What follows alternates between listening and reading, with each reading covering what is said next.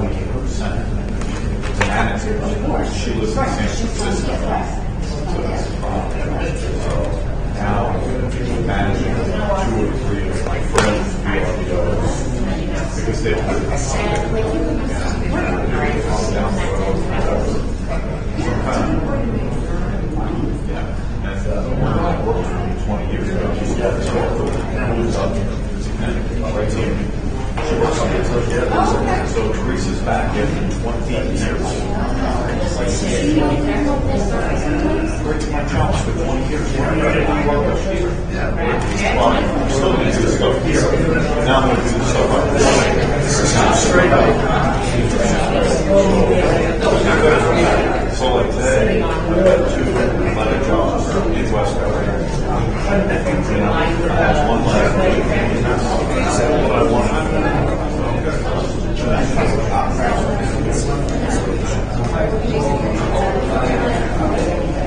The big guy just got into like 5 hours. I know. I'm freaking out. We looked at, well, he wants to be a veterinarian. So take the money and just burn the money. Really? So we looked at places on living years. So tuition's like $64,000 a year. If they have endowments, so New Hampshire. So all these schools, you have to look for the ones that have private funding. There's a trick. He just got told we owe $18,000 a year from 6th grade to 12th because schools get $60 million a year in graduates. 96% of the students get financial aid. That's what you look for. You want to know the percentage of school financial aid. So we're also looking at a place called Hopewell. They have $64 million to give away. So we're waiting to hear on that. But the Connecticut schools, like we had a free day where you could apply for free. So we applied to like 12 different schools for free all in one day. And you got to all the Connecticut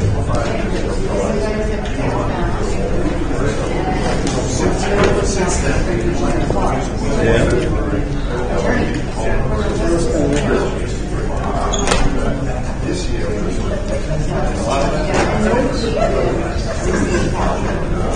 it's crazy. They can freeze it down. Stephanie, this is patient practice. God bless my wife.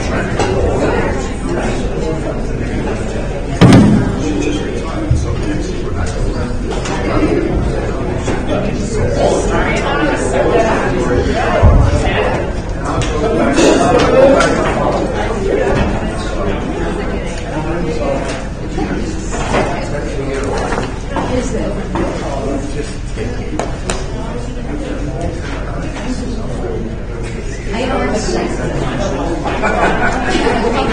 I need that here. I know.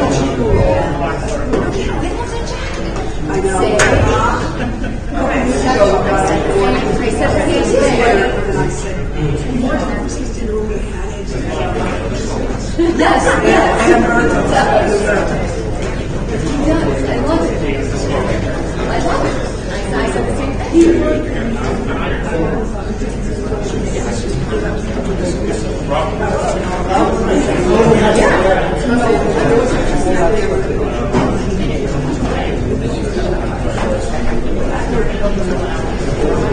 Oh, I wasn't there. But I've seen that guy. I know.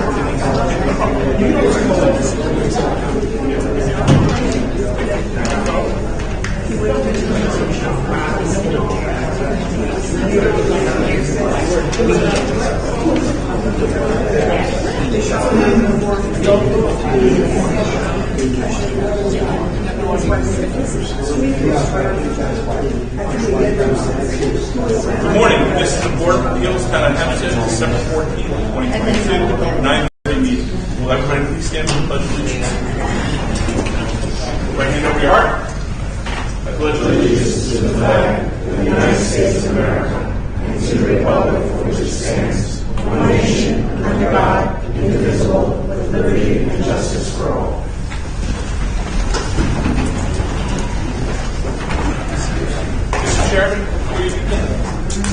Mara, you have some words? Yes. Good morning, everyone. Thank you all for being here. I know you don't really have a choice, but I'd just like to let everyone in the courtroom know, if you don't already, that our chairman is retiring after nearly 18 years. Today will be his last day sitting as chair. And I just want Dave to say to you that we've been doing this for a long time. You always put a lot of thought, care, concern, and effort into the board and everyone who's here, and keep everyone's best interests at heart. You've been an excellent leader for us. You're intelligent. You're an extremely good lawyer, and you bring so much to this board that we all will miss you terribly. And I hope you come back with us. Second.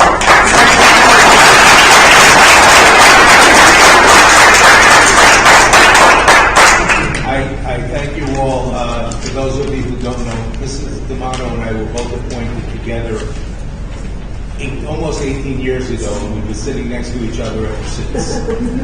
We have, I just can't tell you how much I appreciate the years that I've been able to serve the board and the people of the town of Hempstead. For those of you who are here regularly, I hope you see it, but for those of you who don't, this zoning board, as an autonomous body within the town, does everything within its power to do right by the people of the town. They put in an incredible amount of effort, thought, and the processes that they follow are always in the best interest of the people of the town. And I hope that everybody appreciates it, and I'm going to miss doing this, but I'm not going too far away. I'm just retiring from my service at the town. I'm still going to be practicing law for a while. How much longer I do that, we'll see. But I just appreciate the opportunity to serve the people in the town for this time. So thank you all.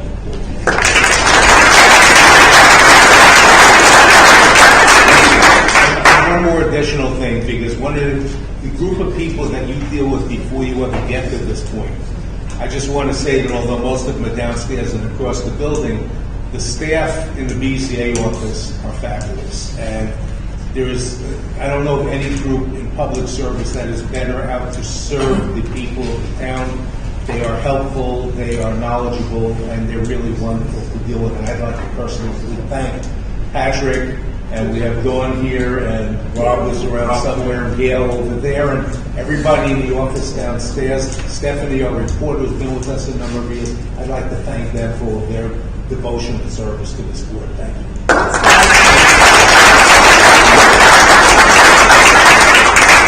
I'll clap, but it's fine.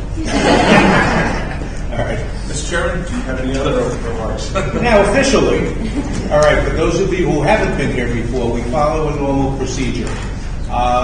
What we're going to do is we follow our calendar, which I think everybody has. Was that done outside? Yeah. This was left on the calendar. Somebody got to look to somebody here. Please claim it. All right. Well, maybe they'll come in later. All right, so what we do is we work off our calendar. We start off with if there are any requests for adjournments.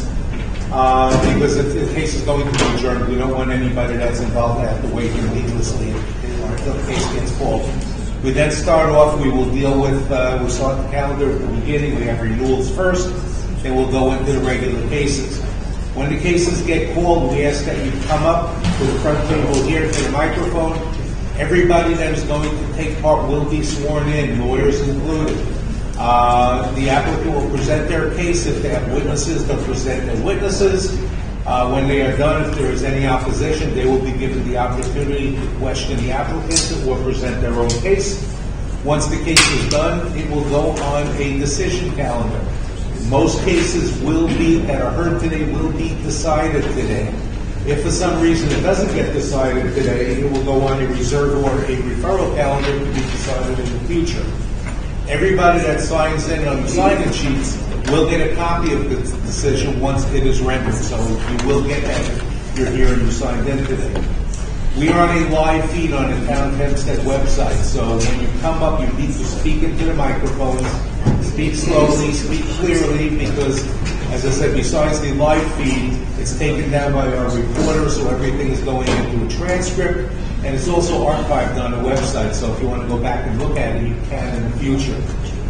Other than that, we'll deal with anything that comes up along the way. We will deal with the Germans first, and then we'll go into the calendar. All right? That's it. Mr. Chairman, I do not have any requests for adjournment. Are there any requests for adjournments that we're not aware of? All right. Okay. First, we have cases 8/2022, 8/22/22, North Belmont.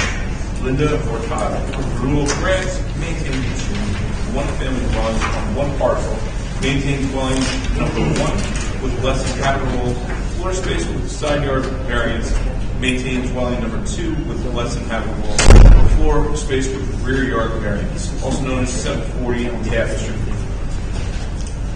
You swear or affirm to tell the truth, the whole truth, and nothing but the truth, so help you God? Please state your name and address. Tina Pangallo, 549 Hempstead Turnpike, West Hempstead, New York, 11552. Good morning, Chairman, members of the board. I'm representing Linda Ortado of 740 Taft Street in North Belmont, requesting renewal of grants to maintain 2 one-family dwellings on one parcel, maintain dwelling 1 with less than habitable space and side yard variances. Yes. What does that mean? Because that, in my 18 years, I've never had that. And maybe it was a grant a long time ago that, do you know what that means? It was granted in 1977. It's a house and then it's a cottage in the back. What is less than habitable? I don't know. There is a minimum size for a habitable living unit. This probably does not meet that minimum size. Yeah, I don't know what it is, but it didn't seem like it was such a small house. Like the cottage is small, the house didn't seem that small. Well, I think is the cottage dwelling 1 or is the house dwelling 1? Well, they both have that. Yeah, they both have that. Less than habitable floor space. Okay.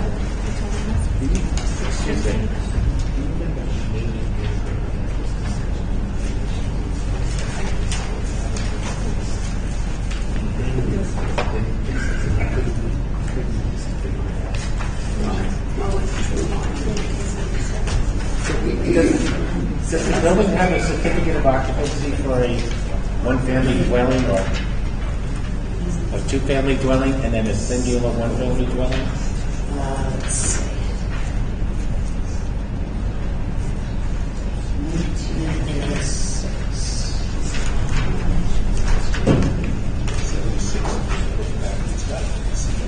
No, it looks like in 1977 was the first time that anything was filed to maintain a one-family dwelling and cottage. I don't see any original CO for the house itself when it was built in the 30s.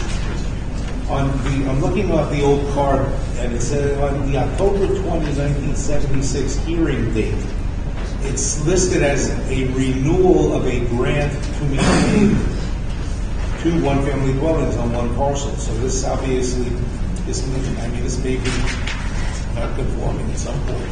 They just haven't done the CO for nothing. Yeah, the most recent thing on my search is the 1977. Right. Hearing. But that refers, on the card, it refers to a renewal of a previous grant. So whatever, it goes back way before I was. All right, for the record, It doesn't do that one. all 3 of these cases were inspected by the building department on October 4th, 2022. And at that time, found to be in compliance with all the conditions that were previously issued by the board. Is there anything else that you would like to add? No, thank you. Do you have any other questions from the board? Mr. Chairman, if the hearing be closed, the matter be placed on the decision calendar. Ms. Pangallo will be notified by mail of this decision once it's ready. Thank you very much. And thank you, Mr. Vice. You will be missed. And happy holidays to everybody. Second. All in favor? Aye. Any opposed? Any abstentions? All right. Next, we have case 8/23/22, 11 South, Brian M. Kelton. Renewal of grant to maintain pool and pool equipment with less than required rear yard setback, maintain 6-foot-high wood fence and 6-foot-high wood fence on top of the 1-foot-high masonry wall, totaling 7 feet high, larger than pool installation area and forward of the dwelling, which may substantially obstruct line of sight. It's known as 152 Farm Edge Road. There is an application for hearings to wait for this. Right. Mr. Nicola, you signed in on this case. Is this the right case? Yes, I did. All right, because they applied for an appearance waiver on us. Yes, I know. I just came on now To hear what's see going if on. there was any questions, because I did help with them Oh, okay. on this matter. So if you'd like me to speak on it, I will. Well, okay, well, let's do this. For the record, there wasn't, this case, 823 of 2211 town applied for an appearance waiver. I'm going to let Mr. Mickelin speak in a moment, but I just want to put on the record that this was inspected on October 7 of 2022, and at that time found to be in compliance with all the conditions that were previously issued by the board. Well, I don't know. Like that. Okay, are you representing the applicant? Yes. Okay, so then you don't really need to grant a waiver on this one, since you've appeared on behalf of the applicant. What would you like to say? I would just like to say that I've been working with Mr. Helping on this. We've had all COs, as you said. The building inspector has come in with multiple inspections, and this has been found, everything is found to be in compliance with what the board had previously said. This is just an application in order to make sure that, we get the, of course, renewal. All right, thank you. All right, do you have any other questions from the board? Move that the hearing be closed and matter be placed on the decision calendar. Mr. Mickelin, you'll be notified by mail of the board's decision once it's ready. Thank you so very much. Second. Second. All in favor? Aye. Any opposed? Any abstentions?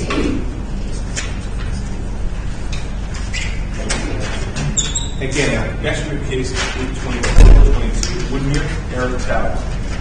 Variance of lot area occupied to construct a two-story addition and second-story addition both as well, known as 991 Allen Street.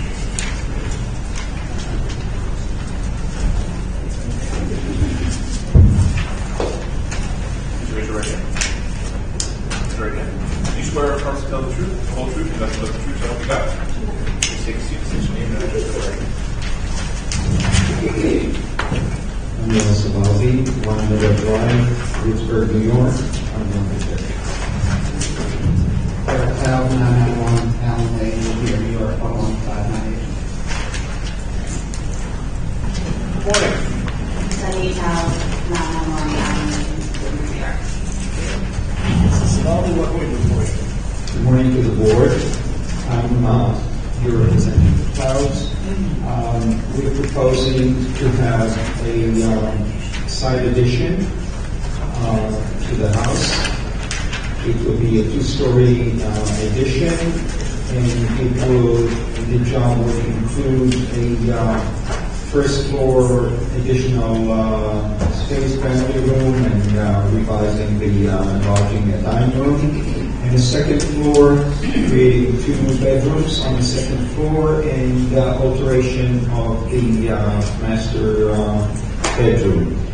The side yard both side yards are in compliance, and the only variance that we have that we're requesting the board to grant is the lot coverage. We are proposing a 30.3% larger than the 27.5% that is permitted by the zoning. That's the only variance you need? That's the only variance. And is there anything else that you would like to add?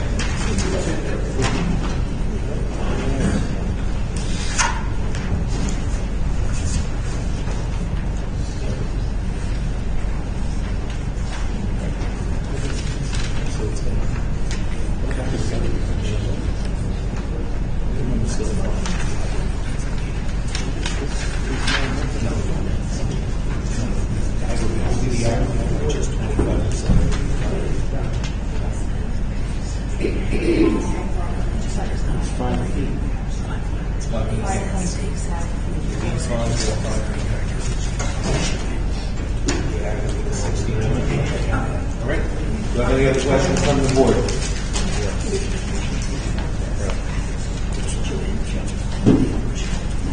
Mr. Chairman, I move that the hearing be closed and matter be placed on the decision calendar. Mr. Cavaldi, you and your client will receive a copy of the board's decision by mail once it's ready. Thank you very much. Second. All in favor? Aye. Any opposed? Any abstentions?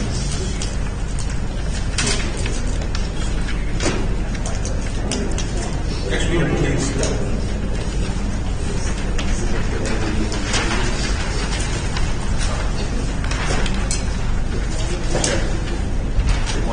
this lot. What is, neighbors would say? All right, you want to be open? Mr. Chairman, I would post case 824 22. Then Mr. Savati, you want to submit,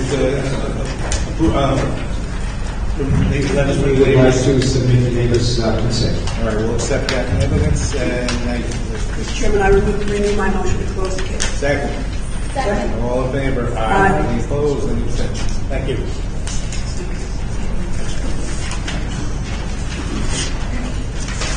Next we have case 82522, Wontoff, Peter and Carrie Carasoma. Variances, lot area occupied, construction additions, and front porch, proposed attached dwelling, known as 1269 Pleasant Road.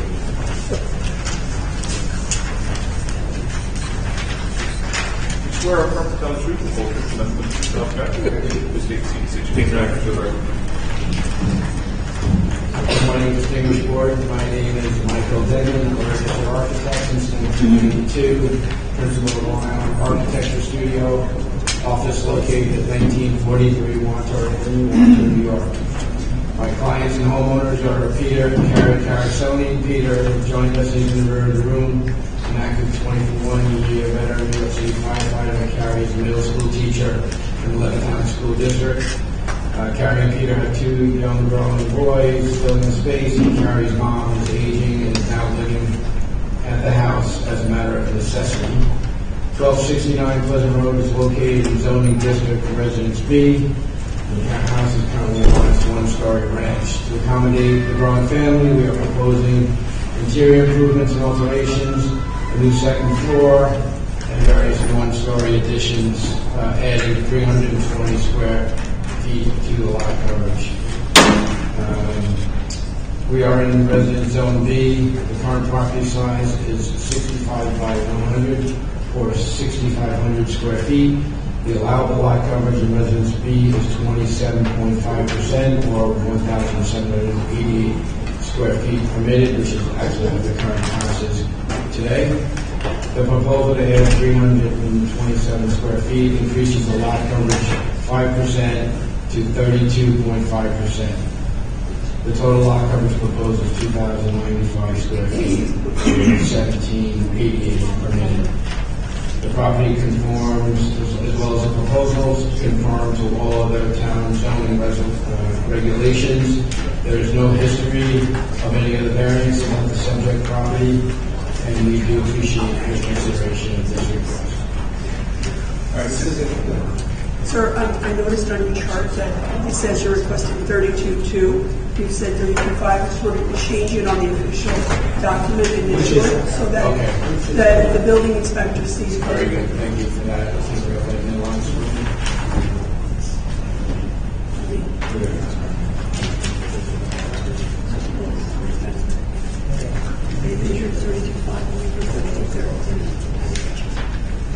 So I'm going to indicate 32.5%. If that's what you're proposing, because when the building inspector goes by the paperwork, you can check, you sign off, you want to make sure that they match, otherwise they'll give you paperwork headache. All right, and that's your case. Very good. That's my case, sir. We have a third person that's our here, Kathleen Donnelly. She's on this case? Yeah, she's a member of our firm. Oh, okay. Yeah, she's here. It indicate on it, just that we wanted to make sure. All right, do you have any other questions from the board? Those that appear to propose the matter for placed on the decision calendar, Mr. Dugnan. Thank you. You and everyone else who signed in on the case will receive a copy of the board's decision by mail once it's ready. Thank you. Have a nice day. Chairperson, Chairman, it has been an honor to sit in front of you. You have passion and compassion. Both of those things are evident every time I'm here. And God bless. Good luck to you and the president. All right, next we have the case. All in favor? Aye. Any opposed? Any abstentions? Okay. Next we have the case of 2622 North Belmore, Jonathan Tavares. Variances, lot area occupied, side yard, construct a second-story addition, covered porch, open patio dwelling, also known as 1603 Little Neck Road. Swear with us, Chris Gray, architect, 2401 Street Place. North Carolina, New York, representing Jonathan Tavares, located at 1603 Little Neck Avenue, North Carolina. Good morning. My client wishes to put a full second floor on his dwelling. This property is located in Residence B, and it's a corner property, substandard lot, 40 by 100, 4,000 square feet. The proposed second-story addition is over the existing footprint, so there are no issues with that piece of construction. There is a proposed covered porch in the rear. The actual walking surface is 98 square feet, and the design is to extend the roof over to cover a hatch to the basement. So that whole roof structure is 125 square feet. In doing so, it leaves a side yard, proposed side yard of 2.8 feet, where 5 feet is required. So that edge of that proposed roof overhang would be in line with the existing structure. Yes, so you're not encroaching on the side yard any more than the existing house. You're just lining it up. That is correct. That is correct.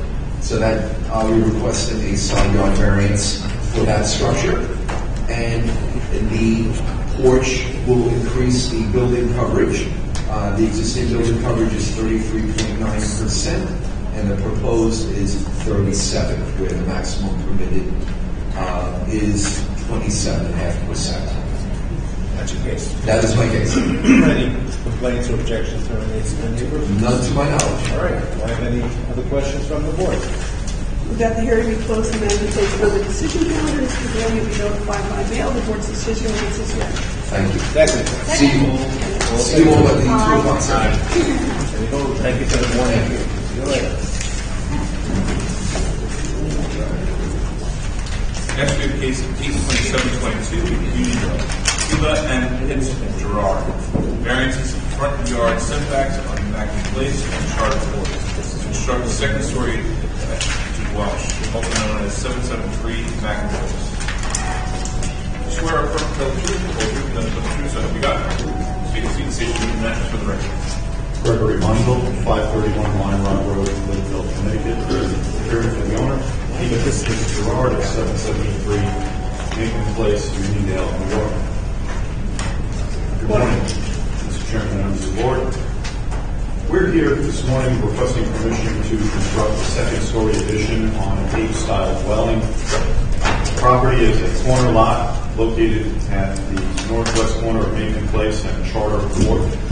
The existing home would be required to maintain a 25-foot front yard setback on both frontages on this corner lot. We propose a 2-foot front cantilever off of the front, which would reduce the existing front yard setback from 25.63 feet to 23.63 feet. The reduction from 25 by 2 feet would reduce it by approximately 1.37 foot front yard setback. The Charter Court side maintains a existing 22.9 and a 23.1 foot front yard setback from Charter Court. Charter Court is actually a dead end. This is the only house other than the one across the street that is on this dead end. The reduction would be approximately 2.1 foot, which we are not reducing any further than what is currently there. The second story will be constructed flush along that east side yard for front yard setback. This is a very typical second-story addition constructed on a cape. It's with 3 bedrooms and a bathroom on the second floor, along with a laundry closet. That's Mr. Window. That's where you're going. After this proposal, you're going to be 22.9 on that one? 22.9, correct. That's existing currently. Casey. Yes, sir. All right. Any other questions from the board? Move that the hearing is closed and now be placed on the decision calendar. Mr. Window, you can notify by mail the board's decision. Second. All in favor? Aye. Any opposed? Any abstentions? Thank you, Mr. Chairman, for your service. It's hard to believe 18 years is going by. It's hard to believe it's correct. I remember your first day. So do I. You will be missed. Thank you. At least you Next, we have cases 82822, 82922, C for Christopher Ferris. Variance in lot area occupied, struggle with water code, Pt1. Variance in side yard to maintain AC units, Pt1. Known as 3878 Bologna Lane. Swear or affirm to tell the truth, the whole truth, and nothing but the truth, so help you God. Yes. Address for the record. Mr. Chair, my name is Mark A. Monastery Architect. My office is located at 1563 Belmore Avenue in Belmore, and today I'm representing my client, Christopher Ferris, who is the owner and occupant of the subject property. I'd like to submit a picture taken from the backyard just so you can get an idea of the area. It looks like that. Although the variance stated for a portico, it's actually the variance is caused by a proposed rear cover. They were requesting variances for a proposed portico and rear roofed over area, which would put the property over in permitted lot coverage. We also like to legalize and maintain the AC compressor that's located inside. Ferris family spends a lot of time in their backyard barbecuing, relaxing, with friends and family. Unfortunately, their backyard faces south. During the heat of the day, it becomes too hot for them. There is no tree cover or anything to block from the sun. We'd like to construct a 12 by 23 roof over part of the patio so that they have a place to barbecue and sit and enjoy the yard. This, along with the front portico, would put the lot coverage at 29.77 instead of the 27.5 permitted. This is 2.27% over or 136 square feet increase. Additionally, we would like to maintain the AC compressor, which is located on the side yard, which has a side yard setback of 3.83 instead of the 5 required. That's our case.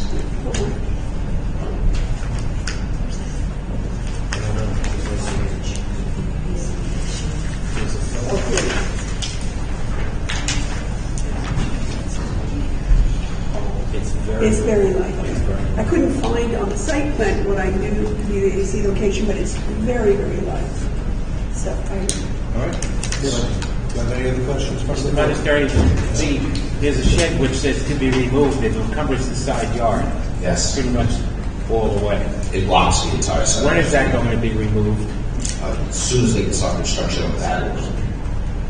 Yeah. I'm going to say as soon as that's when. It actually houses a lot of the stuff that they have placed in the backyard. That's what that one was for, to put all that there and wind up heating it under that roof over.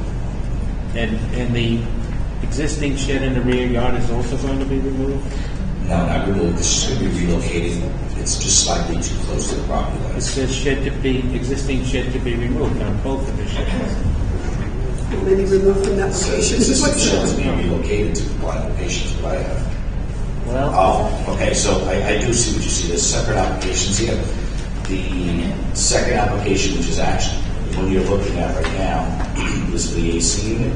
yes. Sheds. That shed wasn't applied for.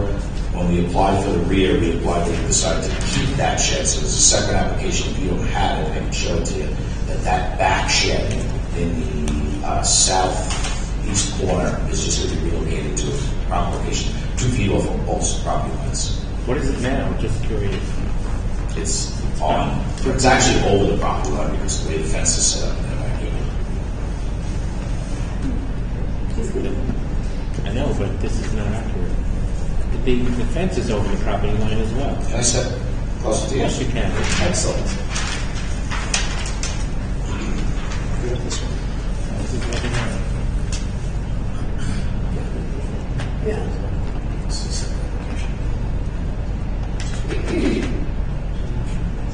It's not on the search.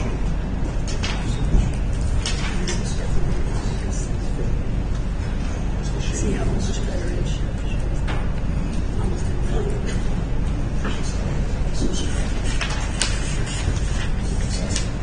Yeah, I get it, but the paperwork. We're in with this. What is this? Should we relocate it? Well, look, we can't we just change that, right? How to change it out of an exhibit. maybe we should submit this to.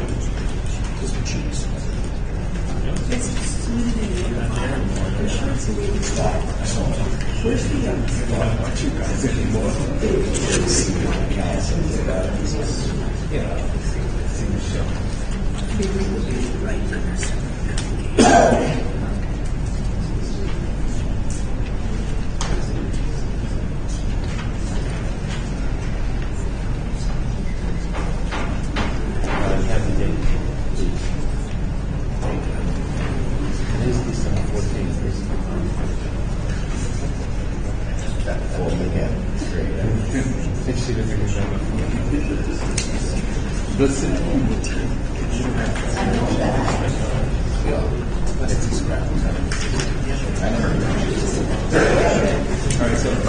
Back on the record, we just had a short conference up here where we amended the site plan regarding there's another shed in the rear which is being relocated under a septic application, which is being reflected on our exhibit site plan. Want to back this? You need this. No, you can have it. Okay, do you have anything else you would like to add? No, sir. Any other questions from the board? Move that the hearing be closed and matter be placed on the decision calendar. Mr. Monastery to be notified by mail of the board's decision once it's read. Thank you all. Have a great one. Second. All in favor? Aye. Opposed and abstentions? Next, we have case 83022, Franklin Square, Mohammed. Variances for lot area occupied, rear yard construction, over terrace attached well. It's known as 868 Center Drive. You swear or affirm to tell the truth, nothing but the truth, so help you God? I do. Take a seat, state your name and R10 Namco, registered architect, 60 Avenue, apartment 5F, Hempstead, New York, 11550. Representing Mohammed Amin, 868 Central Avenue, Franklin Square, 11010. Good morning, members. What can we do for you? Good morning, members of the board and the chairman. Today I'm here to ask for two variances. For roof over deck, we are proposing the rear yard of the property, lot yard coverage, outdoor bridge, and a rear yard setback encroachment. For a rear yard setback, with all allowances required rear setback is 15 feet in residential zone. We are requesting to allow reduction of the setback by 5.3 feet, which will make the rear setback is 10.2 feet. For building area coverage, subject properties, residence B, maximum allowed charge with all allowances 30%, which is 1502 square feet. We are proposing total of 1,778 square feet coverage, which is 260 square feet over or 5.5% over the maximum. I would like to submit Exhibit A, letters of support from the three neighbors in the back and two sides. We have no objections for this proposed work. Sir, I'm just trying to, I missed what you said your proposal for lot area occupied is, and I'm not finding it on the chart. I'm just missing it. What is the lot area occupied? You proposed 27.5 is allowable. The allowable is 1502 square feet, which is 30% with the deck and accessory structures. But the deck 30 doesn't really apply in height. This is for the roof over terrace, so. Okay. So your total lot area occupied with everything will be 35.5%? That's correct. All right. You were sort of stuck in the middle of the chart there.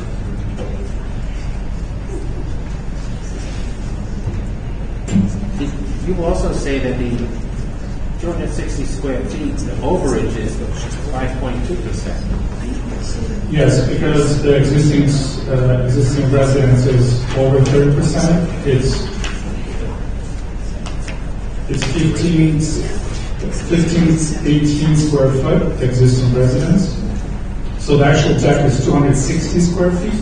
But you're proposing to put a roof over it, so it's the roof, the deck number doesn't apply. What would be applicable is in Residence B zone, 27.5% coverage is allowable, and now the chairman has found the section that I was missing, and it looks like you're at 30.3 now, and you're proposing 35.5. Yes. If this application is ranked. Those are the numbers we just need. That's correct. Okay. Thank you. So under 27.5%, the allowable is 1377 square foot. We mostly use percentages, so. Yeah, you are more than Is there anything else that you would like to Yeah. So the new roof over deck will be a place to meet in between for spring and fall, from spring until fall, while being able to stay cool in the shade of the roof it provides. That directly leads to the interior of the house, to the sliding door, which will create a different circulation spot. So level surface between two areas is integral to convenience and safety of my client's kids and elderly family. Subject property is located at a turn, making a odd-shaped trapezoidal slice of pie, which will make it your property shaped irregularly and limited in usable space. Alternative locations for that will limit sliding doors or doors that can create poor circulation around the existing garage. So my client's property has two open permits for the sliding door and the fence, which is already closed out, and I have certificates of completion for that. If that's necessary, I can submit those for evidence. looks like it shows this. The search is from March of this year. Are those current permits? I don't think it has the fence, because the fence came out during the. All right, but those are closed out. Yeah, those are closed out. Because whatever decision comes out of here is going to require any open permits to be closed anyway, so if they're not done, they'll be required to do so. All right, is there anything else that you would like to add? That's it. All right, do I have any other questions? Would your client be willing to not enclose that roof over porch In the future. in the future? Right now it's open, obviously, that's what you're applying for. You mean like closed off from the walls and stuff? Yes, make it more habitable living space. Yeah, it will be open to not do that. Okay, so if it's granted, could be conditioned that. Sure, that's fine. Thank you. All right, any other questions from the board? Move that the hearing be closed, the matter be placed on the decision calendar. I'm going to try this, Mr. Neon. Call. You'll be notified by mail of the board's decision once it's ready. Thank you, have a nice day. Second. Thank you, members of the board. Chairman, we'd love to. Thank you. Any opposed, any abstention?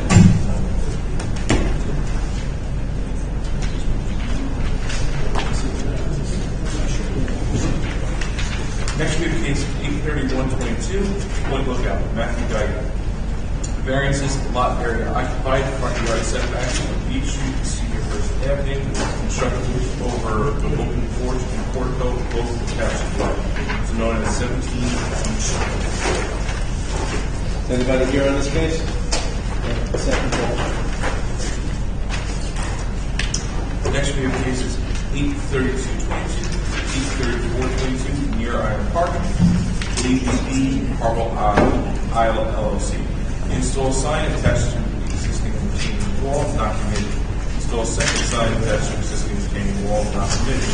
Install attached double-faced monitoring sign setback 4 feet from the property line, also known as 100 Harbor Edge. Swear or affirm to tell the truth, the whole truth, and nothing but the truth, so help you God. Thank you. Take seats. International. Good morning, Mr. Chairman, members of the board, William Vanesso for Shelby and Durana, 333 Earl Wilmington Boulevard, Hempstead, New York.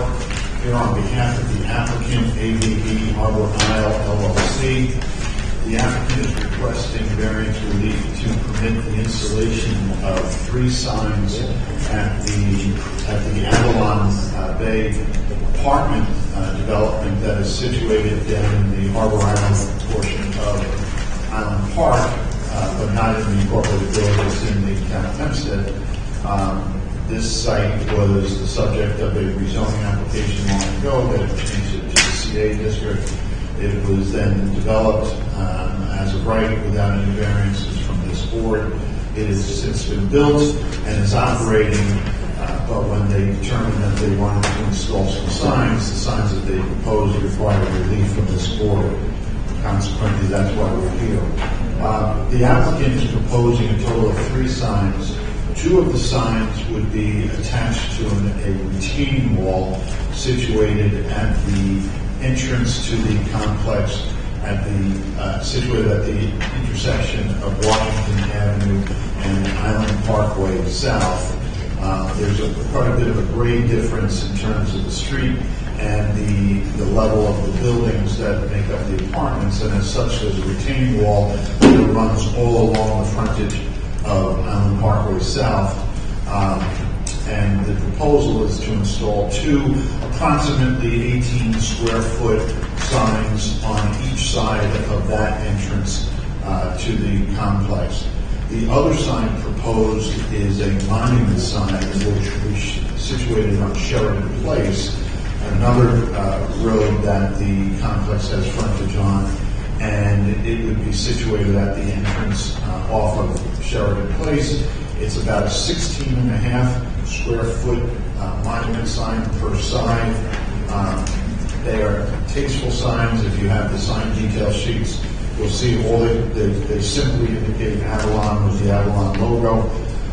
Nothing other than that. Nothing garish, nothing inappropriate. And it's important to also recognize and provide to the board the information about what they could do as of right if they were not to do these signs. And I confirmed this with Mr. Valarella in the building department, the sign inspector for the town.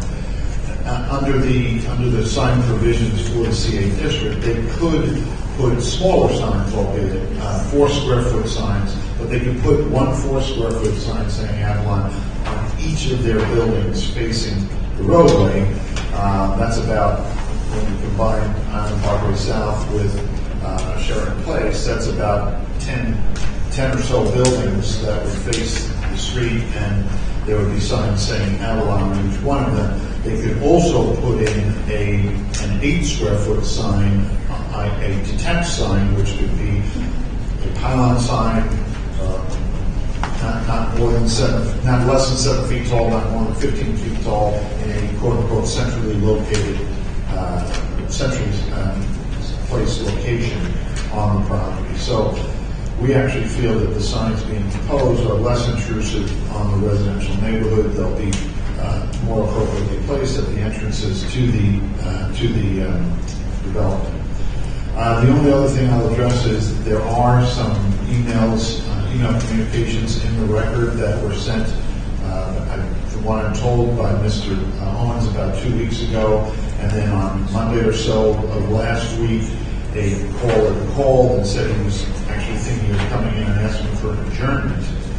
Later in the week, I believe it was Friday of last week, Mr. Owens informed me that that neighbor had apparently come in and looked at the plans, realized that these signs were not billboards, as one person called them in an email, thought that they were unobtrusive and not a problem, so he indicated both that he would not be appearing today to ask for an adjournment and would not be opposing. I don't know if the other neighbors feel the same way, but certainly his mind was changed, and I believe he also said that he was going to talk to the neighbors about it and fill them in on it. So I think the fact that nobody is here today may indicate that there is no longer opposition, but be that as it may, even if there is still standing opposition, what they could build or what they could install versus what we're asking for, I think would actually be more intrusive on the residential neighborhood than what we're proposing. So we would ask the board to grant the application as approved, as I proposed. Real quick, Mr. Vanessa, Yes. if I'm reading this correctly. The single monument sign, if I were exiting the apartment area, the premises, that would be on my left, is that correct? Correct. Okay, and now on the other 2, the one question I would have is the 2 that are at, you come down Washington and go in. The one on the left, is that going to create any visibility issue for pulling out, or is it sufficiently set back? Not at all, because they're both on the retaining walls. They don't come any distance at all forward of the retaining wall buffer their width. Yeah. And they have no impact whatsoever on the sight lines at the entrances or exits to the property. Just for the record, we do have the emails that you're referring to that both dated prior to December 1, and there's no update, there's nobody here to object any further, and you've addressed the objections. So, is there anything else that you would like to add? Nassau County Planning Commission recommended local determination. Other than that, we ask for your approval. And Mr. Vanessa, none of them are eliminated, right? Sorry? None of them are illuminated inside. I see the wall. Actually, they're not illuminated internally, but they will have lights on them that will be turned off, during season, dusk to dawn, I guess they'll be on. Yeah, hopefully that number 3 doesn't kind of like that. That's near the residential. No, we'll certainly set conditions that they be properly installed so as not to put the light onto other properties, residential properties. Thank you. Okay, any other questions from the board? Move that the hearing be closed and that be placed on the decision calendar. Mr. Vanessa, you'll be notified. I'll save my farewells for this afternoon and my other cases. All in favor? Aye. Opposed?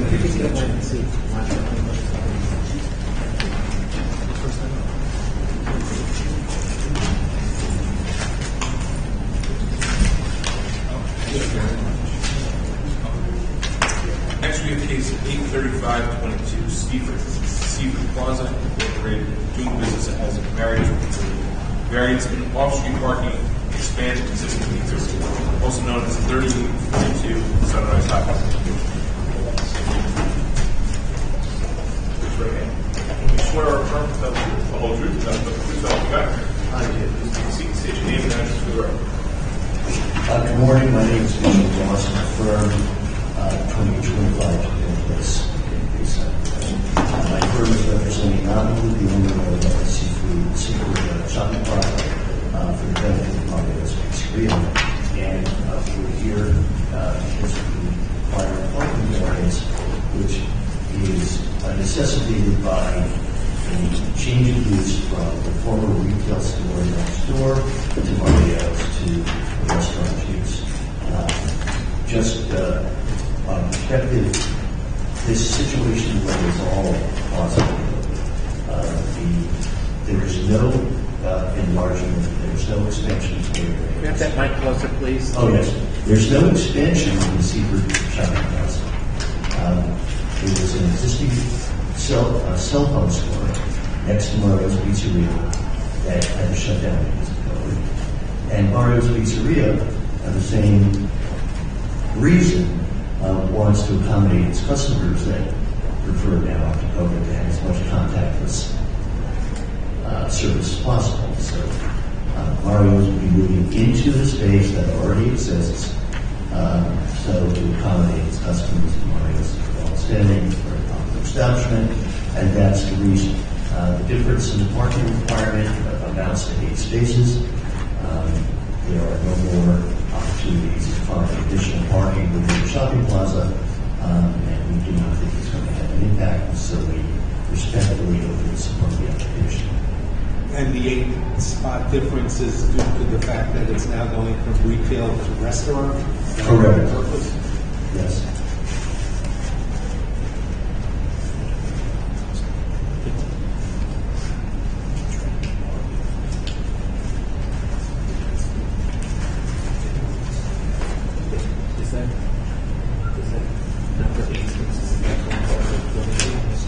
There's a total of 55 spaces in the parking lot.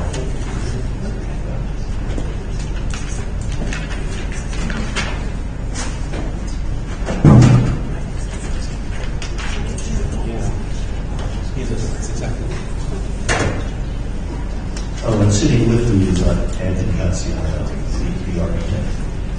The architect. Yes. Now, are these, I noticed a number of Marriotts, are they individually owned or are they all part of the same owner? I'm only representing this one, and I don't know the answer. I have the owner here, maybe I'll answer that question. I'm sorry if you already said it. Did the restaurant have a previously granted parking variance of some number? No, the Seaford Shopping Plaza, when it was approved originally Do you know what it was? Do you know when that was roughly? The idea? I think it was in the 1960s. I don't have it from.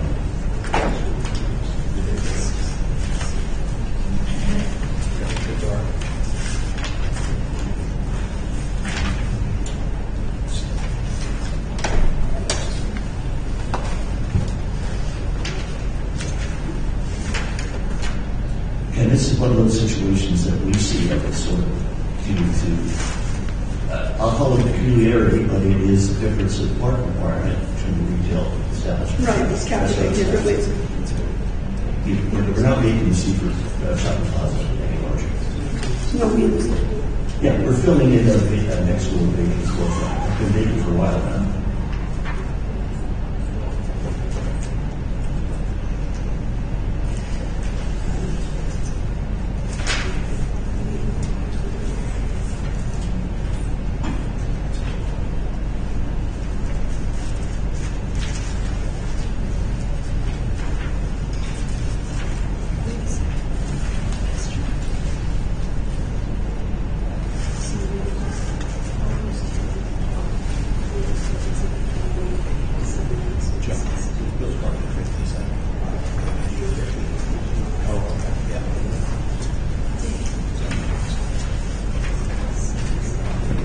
How many parking spaces did the cell phone company need? So it's 100 square feet per car. You need, sir, state your name and address. Anthony Pt1, architect, 471 North Broadway, Jericho, New York.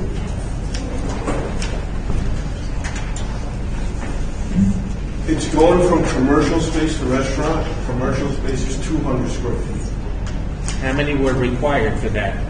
So that would have been about, that would have been about 16. I'm sorry, 4. 4 spaces. Yeah. You mean the difference, the marginal increase, the difference? Yes.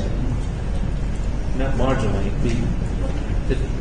The cell company was retail. How many spaces did that, as a standalone, if it was, required? It's 771 square feet.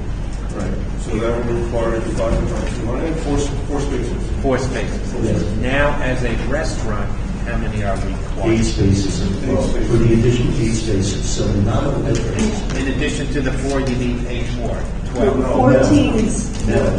4 plus 4. Make 8. Yeah. The difference between what was required for the cell phone store and what we require is 4 spaces. Okay, that's the bottom line. That's what I That's was the trying bottom to work it through. The expansion of the restaurant, did it add in seating? Did it add in kitchen space?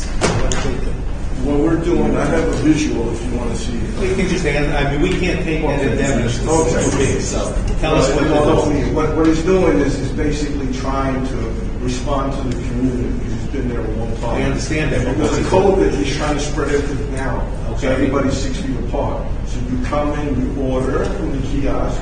Right. You place your order for eat in, and you also set up a counter to go further down.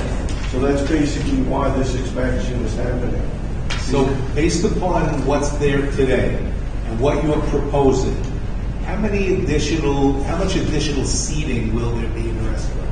It's about the same amount of seating, I'm just spreading everything out. Okay, that answers it. And I just want to correct the record for you, going by the submission by the applicant of the parking calculations. It appears that when it was retail, if you go by square footage in restaurant, the requirement's 78. If you go by the number of seats, oddly, it goes to 72, so they did use the 78. So, at the end of the day, 78 required for the whole place and 55 provided. As you say, the increase of whatever that number is for. Thank you. Okay, and that's your So it's on the Do you have any other questions from the board? We've got the hearing closed, the matter be placed on the decision calendar. Everyone who signed in on the case will receive a copy of the board's decision by mail once it's ready. Thank you. Have a Thank nice you all day. very, very much.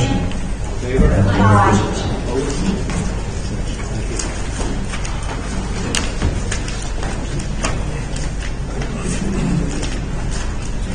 I have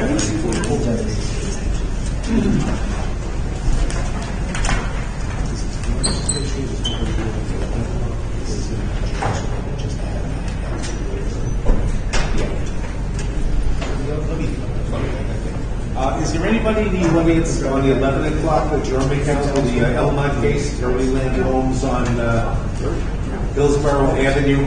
Is there anybody here on that case? No? All right. I'm asking only because there's been a request for an adjournment, and if it's going to be adjourned, I don't want you to hang out needlessly to adjourn on the minutes. All right.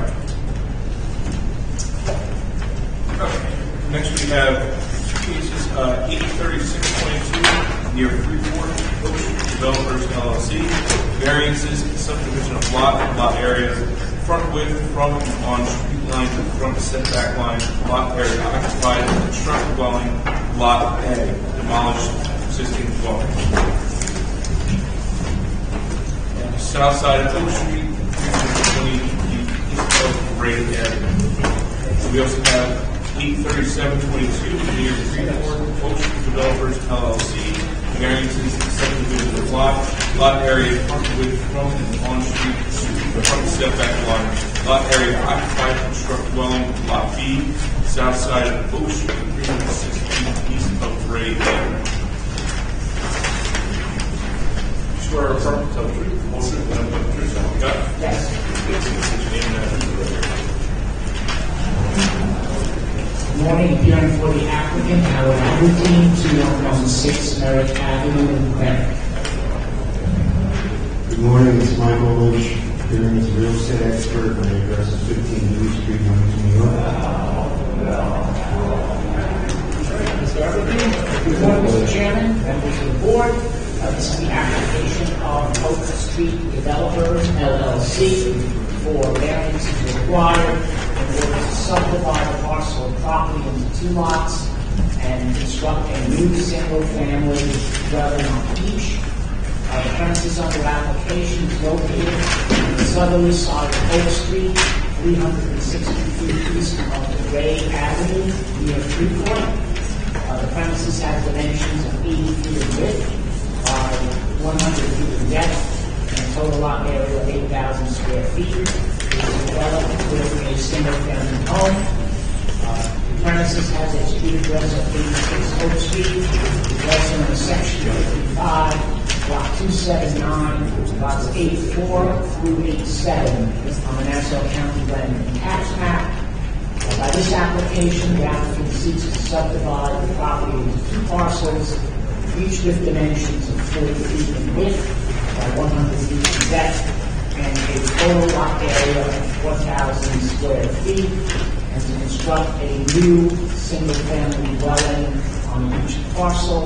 The proposed homes are modest, 1-story homes. This property, I should say, was previously before the board back in 2020. That application sought a similar subdivision, 40 by 100. It sought to maintain the existing house on one of the lots, and it sought to construct a 2-story dwelling on the other lot. This application, as I indicated, proposes to demolish the existing home and to construct 2 new homes, both of which are modest in size. They are 1-story, ranch-style, bungalow, however you wish to describe them, style homes on the property. 3 bedrooms, 2 baths on 1 level, and then a partial basement unfinished for mechanical laundry. Mr. Aberdeen, it came before the board in 2020. Yes, sir. Almost 12, 16, 20, almost 2 years after the date. At that point, in 2020, they asked for subdivision of lot area, front width from and on the street line, and the setback line to construct a dwelling. The companion case to that was subdivision of lot area, front width from and on the street line, maintain a dwelling on the west lot. Correct. What was the request for lot area in 2020 versus lot area for today's request? Was it the same 40? Yes, the 40 by 100. Yes, sir. It's It's the same size. Same size lot, okay. You wanted the number on the record, 45, are they 100 feet? 40 by 100, 4,000 square feet. Okay, so that's the same. Yes. The next request was front width from and on the street line to the front setback line. For both cases, the maintain and subdivision. Yes, sir. What was that number, and what is the number you're requesting today? 40 feet then, 40 feet now. So that's the same. Yes, sir. So the numbers, the lot numbers are, the request is the same as it was today as it was in 2020. As it Well, relates to the lot. as relates to the sizes of the lots. The That's sizes correct. and setbacks. The setbacks, let's see, just bear with me. Yeah, the setbacks were mine, I believe, then. They were what? Compliant? Just give me a moment.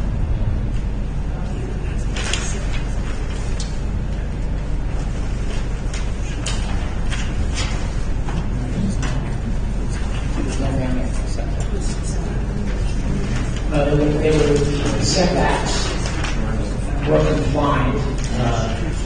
My reading of the prior decisions was that the setbacks were compliant. Meaning you didn't need their yard, side yard, front yard, that's right. Correct. So this is an identical, regarding the parcel, the land itself, which is what this board has jurisdiction over, the land use. The request in 2020, which was denied by the board, and today's request, 2023, the lot coverage and usage and the variances that go along with the lot are identical today. Well, you're jumping ahead into the public meeting. It's not 2023. Whatever. Yeah, you're right. I know. I know you're maybe anxious for the youth here. Let me answer that question. For this case to be over, yes. Let me answer that question in the following way. It's not an identical application. The dimensions of the proposed parcels are clearly the same. That is accurate statement. In reading the transcript from the prior hearing, I noted there was a significant amount of testimony regarding the nature of the new home that was going to be proposed, and the board's assessment of that related to the area character, and that there were many smaller homes, and that this proposed two-story dwelling would be out of character for the neighborhood. And so, in considering that determination or that assessment by the board at that time, the applicant now seeks to construct two small homes, one-story homes, which will clearly fit in style and size with the homes that surround it. And that's the intention here, to construct two new homes which will afford folks an opportunity to buy a new home in the area. The size of the home, the size of the lot will dictate the price, probably considerably less than many other new homes that the board typically sees come before it, proposals for new homes. And so, and Michael Lynch was here, Wilkes here, will testify regarding the area character and the fact that this does indeed comply with area character. Also based upon the size, the relative sizes of many of the lots, both within the 100 and 200 foot radius, and even a few slightly beyond, just to demonstrate to the board that the area character is such that these lots comply with it, and also these homes that are being proposed would also fit it. That's the purpose of us coming back and seeking to demonstrate to the board that this is a much better application than the one that was heard at the end of 2020. Mr. Evington, the plans I'm looking at, they're proposed identical houses. If you look at the elevation on the first page, you'll see that they're a little bit different in appearance, but the interiors are the same. But they do have a little bit of architectural features that aren't identical If you look, The layout's the same and the footprint's the same? Yes. Just different aesthetics? A little bit of a difference is, you know. Like the doors are in the same location? Yes, absolutely. And there's a one-car driveway with one lot for each home. Now, who's the principal of this entity? Do we know?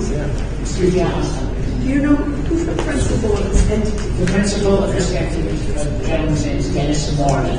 In the prior application, it's Dennis with two N's and Marty, M-A-R-T-I.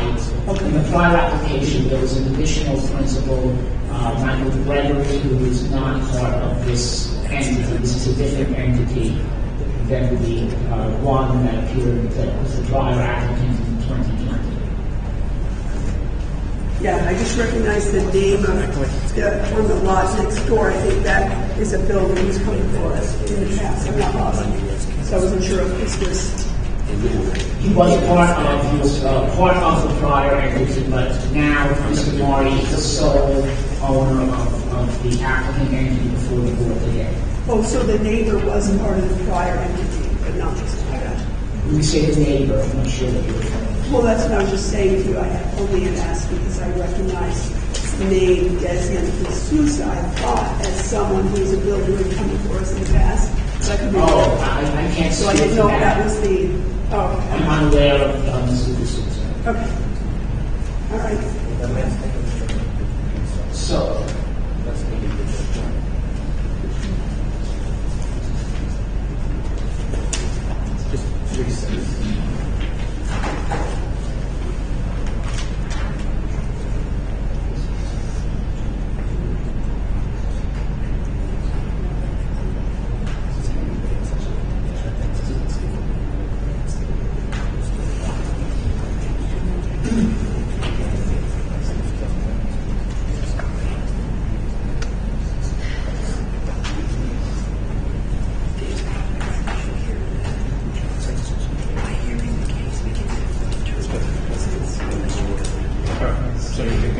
thank you. The variance is required as follows. Property zone is residential zone district. The lot area required is 6,000 square feet with 4,000 square feet proposed for each lot. The lot width, the requirement is 55 feet for each lot, 40 feet is proposed. And finally, lot coverage, a maximum of 27.5% is permissible, and proposed is 27.92%, what I would characterize as the minimum under these circumstances. Really, that difference is the stoops and such on the property which are counted in lot coverage. But in reviewing the plans, I think it's a fair description that this is a modest home on a modest parcel. There is no overbuilding, there is no out-of-scale nature to any of this proposal. If the board has the board's questions of me at this time, I will introduce Michael Lynch to testify. Mr. Lynch, your name and address on the record. Good morning, Mr. Chairman. It's Michael Lynch, 15 Dewey Street, Huntington, New York. All right, since the last time we qualified you as an expert on real estate and real estate valuation, have there been any changes in your credentials? No, sir. All right, we have already been handed copies of, looks like a radius map with your indication of, I guess, markings and substandard lots. Correct. And a package of photographs. And we'll just begin here. Yes. I think that's it. Those are in evidence, okay? Yes, the photographs contain, there's a total of 17 photos in there, which includes a Nassau County GIS aerial of the area. So I was out to the property a few weeks ago. I took a number of photographs of the area and the subject property. I also read through the prior material with respect to the earlier application, as Mr. Aberdeen indicated. I read through the transcript. And as he indicated, there's a big distinction, I believe, in this application with respect to proposed improvements. on the property, whereas before they were looking to maintain the older bungalow home and then construct a larger colonial that the board perceived that would be out of character with the immediate mix of adjacent homes, which is largely bungalow-style residences, smaller colonials, capes, etc. So what's proposed in this application is, as was indicated, two smaller bungalow-style residences that would be completely in keeping of the immediate mix of homes, which is an older area. This section of Freeport is a small pocket, a triangular area in the town of North Hempstead that's just outside of the village of Freeport, bordering Roosevelt to its north, Roosevelt Preserve to its east, and Grand Avenue to the south. It's just a small triangular area. Again, that's in the unincorporated area of Freeport Town, Hempstead. So during my visit to the site, I noted the mix of lot sizes and homes in the immediate area. So, you know, the property is on the south side of Oak Street. It's 320 feet east of Gray Avenue in Freeport. The lot overall is 80 by 100. We're looking to divide it into two 40-foot by 100-foot lots. The original home that's presently in a state of relative disrepair was built in the 1930s. It's an older colonial, an older bungalow style containing 763 square feet. Immediately to the east of the property at number 83 Oak is another smaller, as a colonial style home containing 1,033 square feet. That's on a 40 by 100. The abutting property that was to the west, number 83, which is a smaller colonial, 1,053 square feet.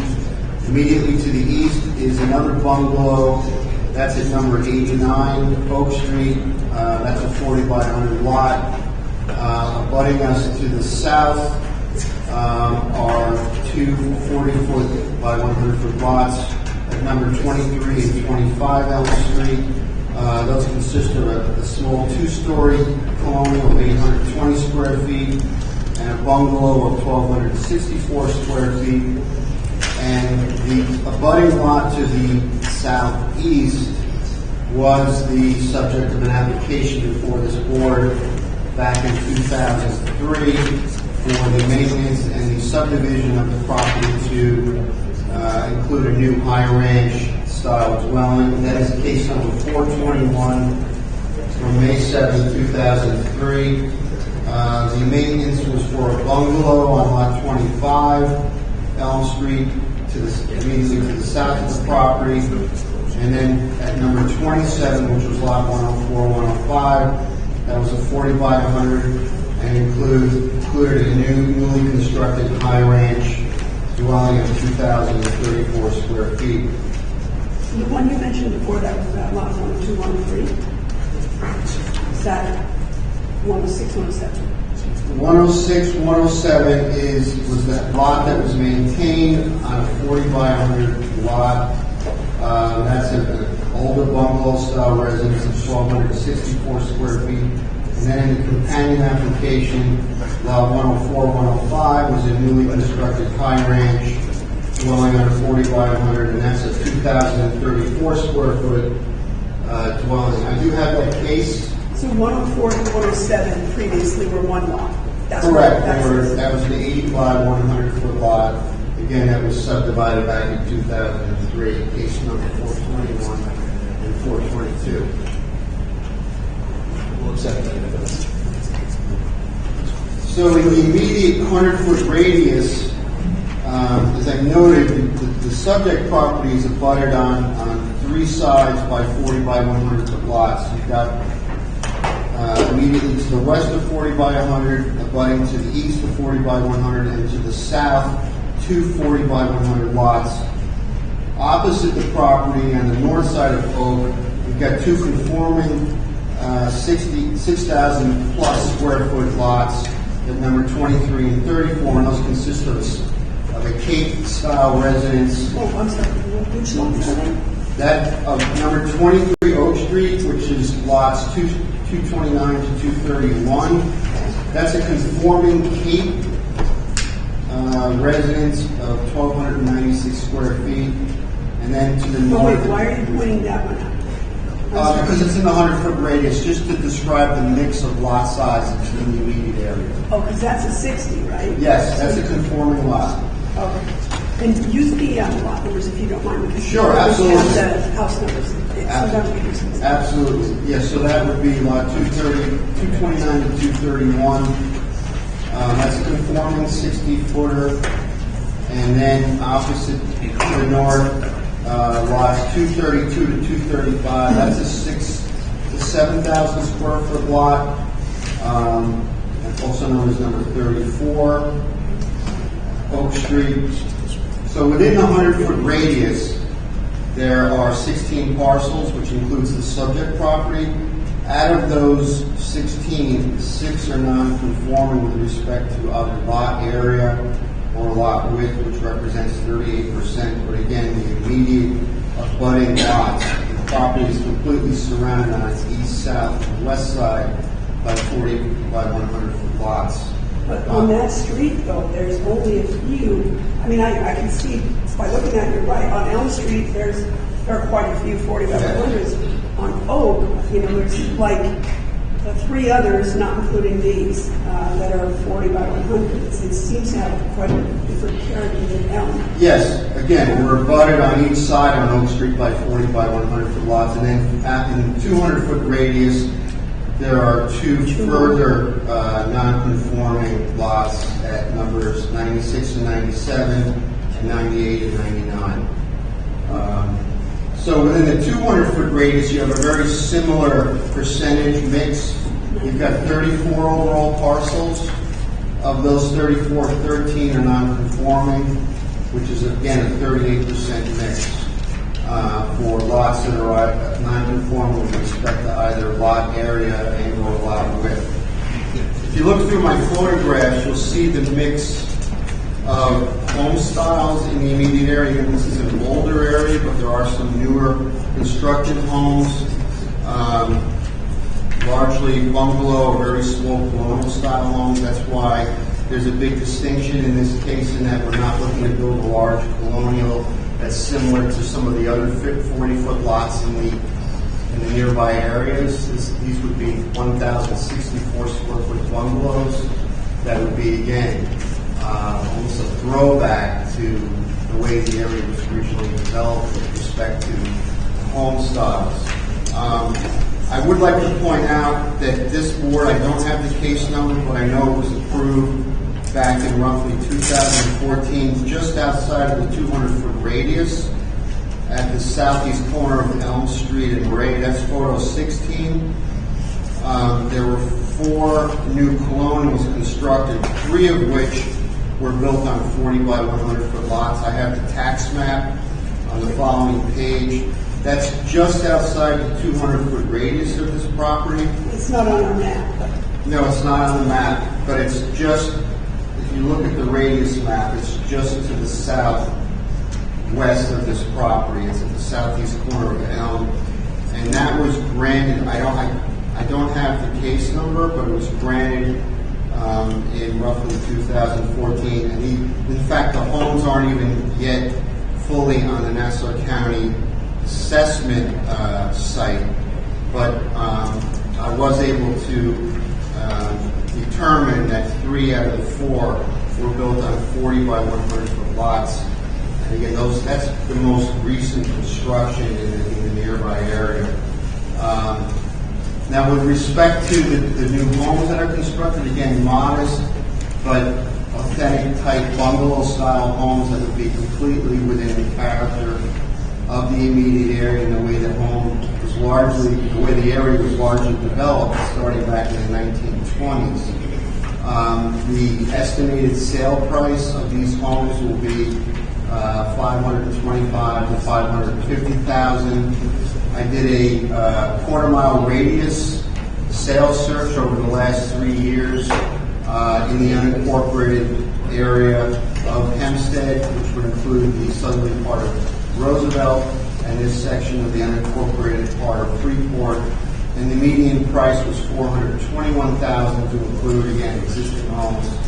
So certainly the anticipated sale price, though modest, will only help to increase the median sale prices in the area. And again, these homes are starter type homes for the area, but they're not out of keeping. Again, the big distinction between this and the last application is that we're not looking to build a larger colonial, such as those you saw in photograph 16, or which was built to the south of us on Elm Street in the most recent decision in the immediate area. So I think you're right. The character of the structures proposed is very much in character and with the area, and in fact, I think the issue that may be more important is the character of making the lots the size. Well, as I said, Elm Street, yes, there are a lot of 40 by 100.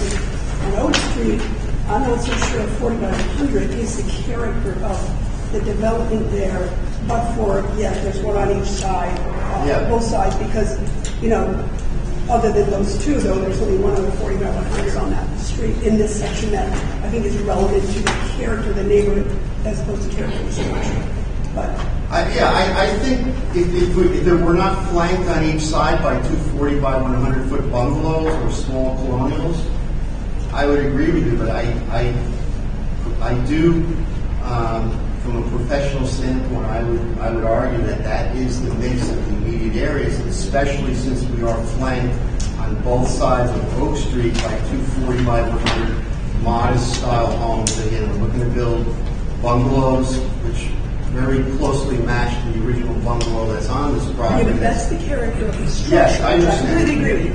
But in terms of character of how the lots are on Oak Street in particular, but for the two on each side, one on each side, and one other down the street, the rest of that Oak Street, to me, the character of the lot size is much closer to 60 and some 80s and hundreds, but we would agree to disagree. That's what you're referring to. Again, if we were not flanked on each side by two 40 by 100s on Oak Street, I would agree with you. But I think in this instance, this makes it a great case that this is in keeping with the mix of lots in the immediate radius, both in the 100 and 200 foot radius.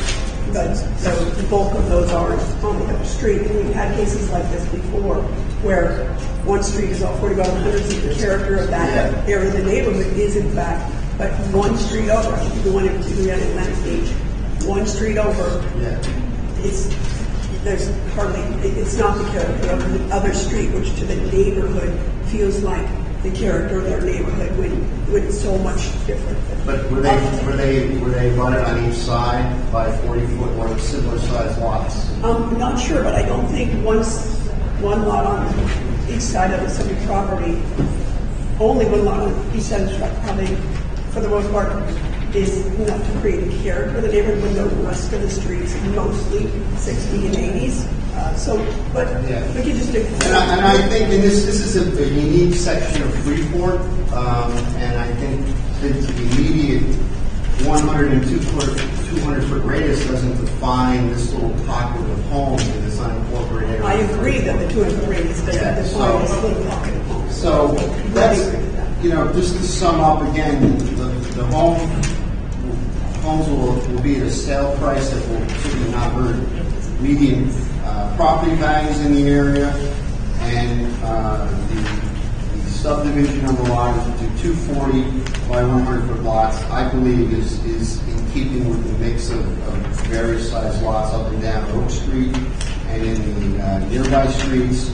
So therefore, should the variances be granted for both lot width and lot area, will not have any deleterious impact to property values, and will be in keeping with the pattern of development and character of the area, especially with respect to home styles. So, again, back to the substantiality, I don't believe, within context of what's in the immediate area, I don't believe that the relief is substantial. So at this point, I can answer any questions that the board may have any. I have a question. I think it may belong to Mr. Abertine. Given the other properties on Oak Street in the immediate vicinity of this one, but for the two, and there's actually a third that you mentioned on Oak Street, there are a number of 80s. There's now a 100. If I understand correctly from counsel to the board, one of the other things we must consider is the possible impact of any such grant. So I don't know if you want to speak to that issue. We don't want to change an entire neighborhood by granting one if it just looks like it's going to snowball. And apparently that is a consideration we have to take. Of course, that's a consideration. I would say, and doing this for quite a while now, I would say that the vast majority of cases that come before the board are unique in their way and can be distinguished from other cases. I think that, for instance, that one might say, well, what about the subdivision just to the south that the board approved in the early 2000s? We're not citing that as some sort of precedent by which the board is legally bound to comply, but rather an indication that the land surrounding the property, as Mr. Lynch pointed out, it's an odd kind of argument, as Mr. Lynch indicated, but for the fact that the properties on either side of the 40s and the properties to the rear of the 40s, this wouldn't be a great case, shall I say. But with that, this part was sort of sandwiched in amongst the other 40s. So we believe that it is, as a result of that, an eminently reasonable proposal before the board, which does not alter area character. And one can say that, for instance, something either say further to the west, that this will not serve as a precedent because it doesn't have those unique characteristics of being bound by the 40s. There's, as lawyers know, there's always ways to distinguish things or attempts to distinguish things. So that would be my point. That this would not serve as a precedent by which the board would be bound. Right. That was a long move. Thank you. Yes, not Just one more comment with respect to that argument that this is going to open up a Pandora's box. I mean, the board saw fit back in 2003 to grant the subdivision on Elm Street, and on Elm Street, within not only the 100 but 200-foot radius, there are 280-foot lots. So the same argument could be made back in 2003 is why should we grant this? We've got other 80-foot lots in the immediate radii. So will that open up a Pandora's box with respect to other lots being subdivided? Well, one might posit that this is a new and improved board that wasn't here in 03. And therefore, hold on. Mr. Lynch, how many of those 40 by 100 lots that you alluded to on Elm Street that was subject to variances, save the one that you referred to? Well, the case 421 and 422 on Elm. Some about the others. And then there's a more recent one. I don't have the case. About the ones that are on the case. Oh, within the radius. so wait, 104 to 107, you told us was the 2003. Correct. So go by lot numbers when we get to Mr. Again. Sure. So 104 to 107 was the case I submitted. That was the case back in 2003. It was 421 and 422 case numbers. The other cases are, of course, older homes, and they were built prior to code, from what I understand. There was a knockdown It appears on lot 102, 103, which is in the radius, is a new. But that was not a grant. No, I understand that, but just with respect to the other 40 footers, I just want to comment on them. So whether they predated the code or not, it's still the character of the area. Well, he's not disputing that. He's Yeah. supposed to be Yeah. residential. What Yeah. about 108, 109? How did that become 45? Those, again, I believe there's a predated code.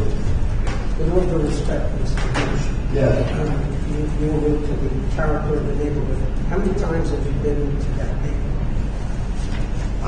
I've done the immediate Freeport Roosevelt area.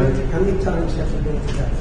Over the last 3 years, I've probably been in and out of the area maybe half a dozen times. That's had off.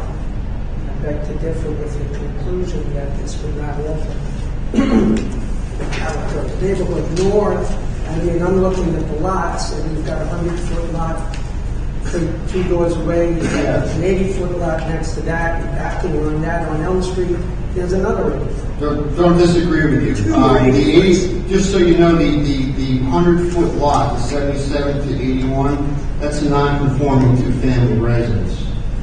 So you can argue, would it be worth the owners, to knock down a two-family home, which is, desirable home? So each, as Mr. Abbertine indicated, each case has been taken on its own merits, and not to rehash, but if not for us being flanked on each side by 240 by 100-foot lots with modest on each homes. side by one.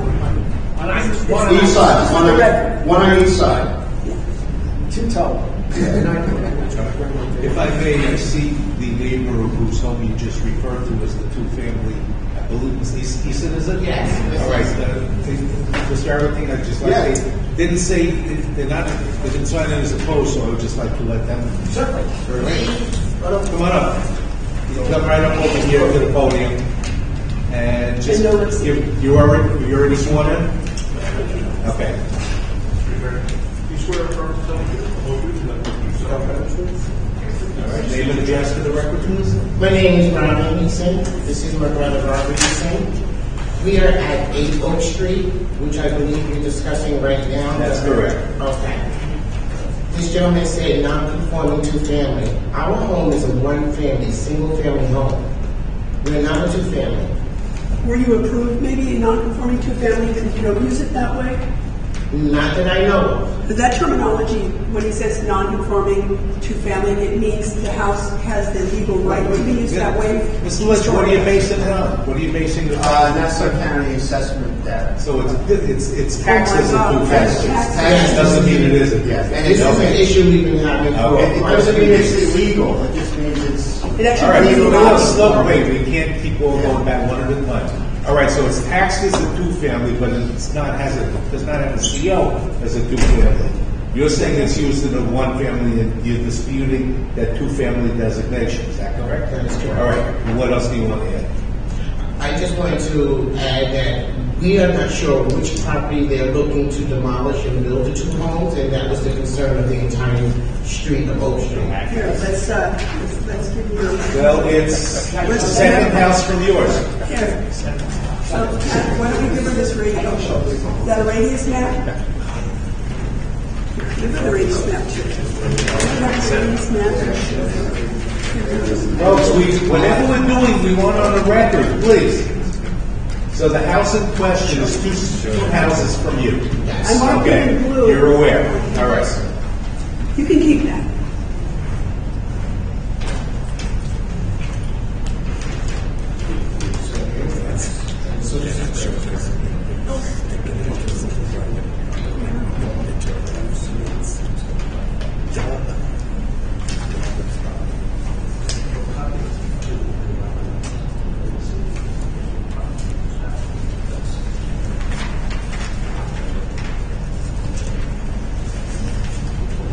Patrick, this will help too. You can give her the picture.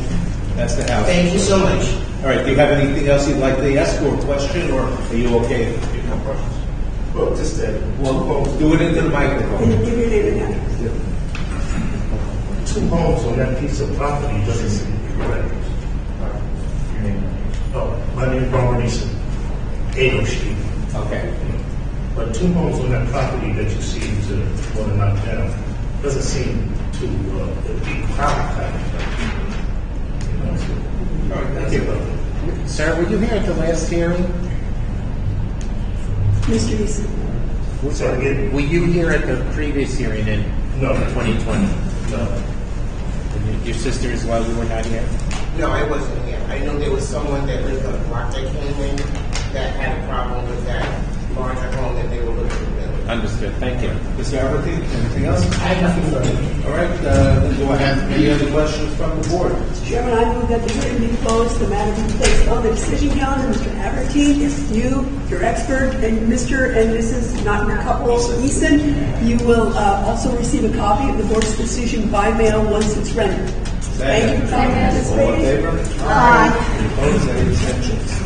Thank you, Mr. Chairman. It's a pleasure. Enjoy your retirement. All right, this next case has most of the people that are here, and then we see we got some objectives on this. Is there anybody here on the 11 o'clock case? Because that's going to be adjourned, so for that case, let's adjourn it. Mr. Chairman, Mr. O'Brien requested... Well, let's call the case first, then we'll, okay, call it, 11 o'clock. Case 10622, Elma, Birdieland Homes Incorporated. Variances, subdivision lot area, front width from and on street line, the front setback line, construct dwelling and garage. West side Hillsborough Avenue, 400 feet south of 3rd Street.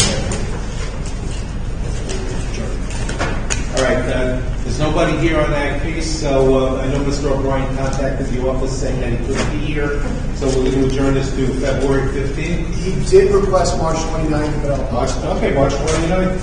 March 29th, 11 a.m.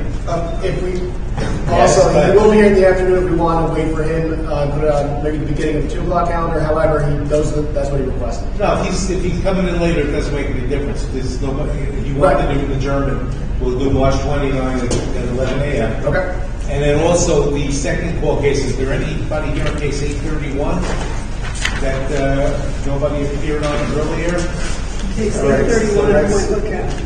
Case 831, it's on page 2, 831, Point Lookout, Matthew Egan, 17 Beach Street, Point Lookout. Nobody has appeared, so we're going to adjourn this to February 15th. Yes? Oh, February 1st. Okay, you know the calendar better than I. February 1st at 11? 9:30. February 1st, 9:30 a.m., and we'll notify the applicant that somebody's got to be here at that point. And how you doing over there? Can I use the bathroom really quick? What's that? Can I use the bathroom really quick? Yeah, okay, we're going to take a quick bathroom break and then we'll call this last case. Take care of it.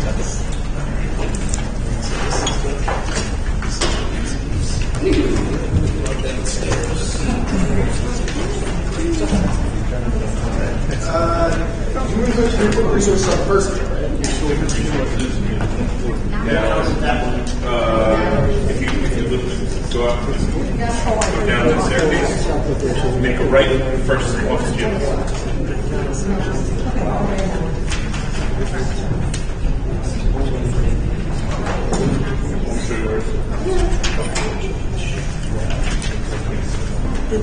Down the stairs, down, make a right.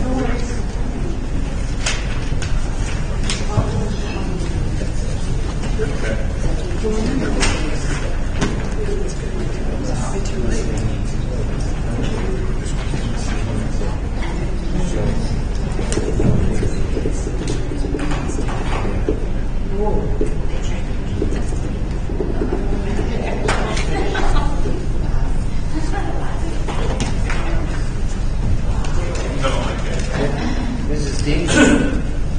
This goes with that filing.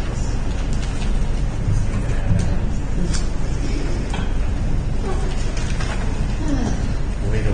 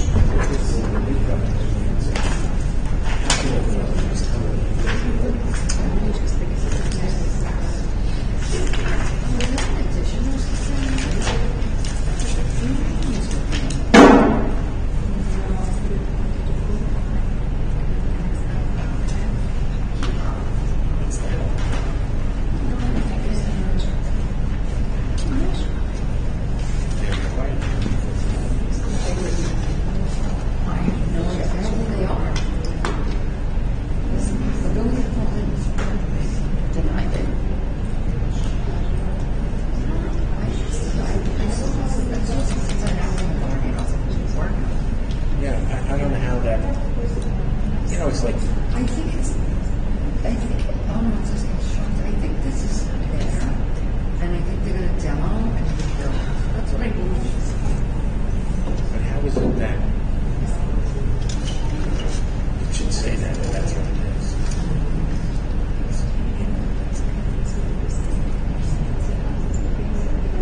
How is it that it comes before the board gets it? Because it's like a government entity.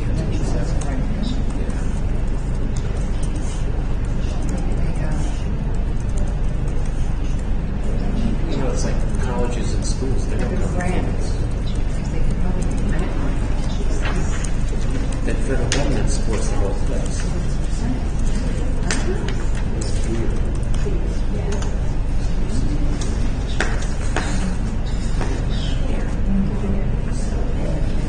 I don't know whether I could take it.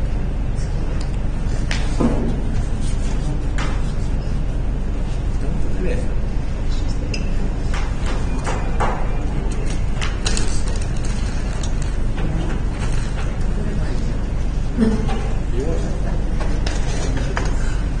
Did you know that there's another whole conference room across the hallway? No. It's open right outside the door. It's the big conference room like this size. Really? Literally right over there. You can walk outside. You can see it. It's full of little boxes and stuff like that.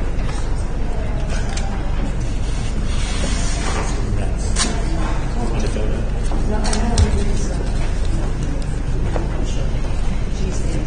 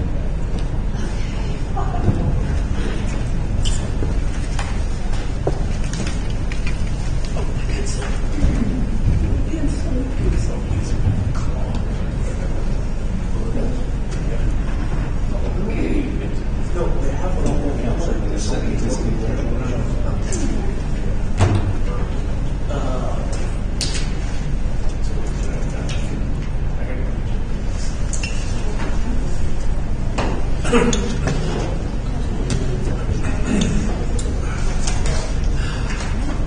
Stephanie?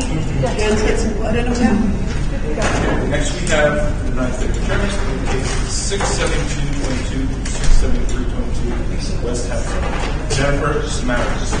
Variance lot area occupied, constructed two-story addition, second-story addition, and first-story addition, all attached to dwelling. Variance lot area occupied, construction, known as 14 Hawthorne Street. There's a number of people signed in. Is everybody speaking? You haven't signed this? Okay. Are you planning on speaking? Okay. Everybody that plans on speaking. I have 5 people on the sign-in sheet. There are 7 people here. Can you sign in? I'll have them sign in. Oh, I thought that was adjourned. No. No, we adjourned that second call. No, page 2 was the second call.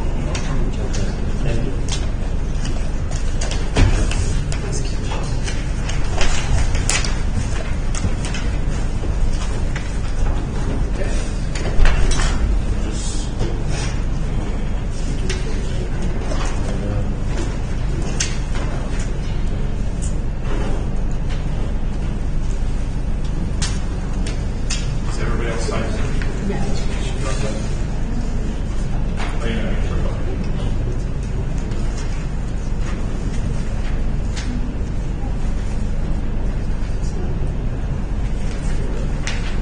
Okay, great. Okay. Everybody speaking, please raise your right hand.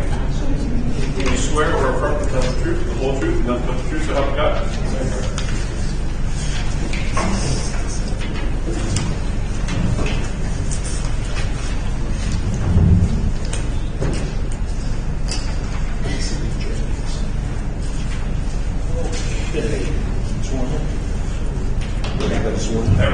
All right, Mr. Baldi, name and address, and tell us I'm what Melissa Baldi, 1 Meadow Drive, Worcester, New York. Jennifer Smatters, Okay. 14 Hempstead Street, Hempstead, New York.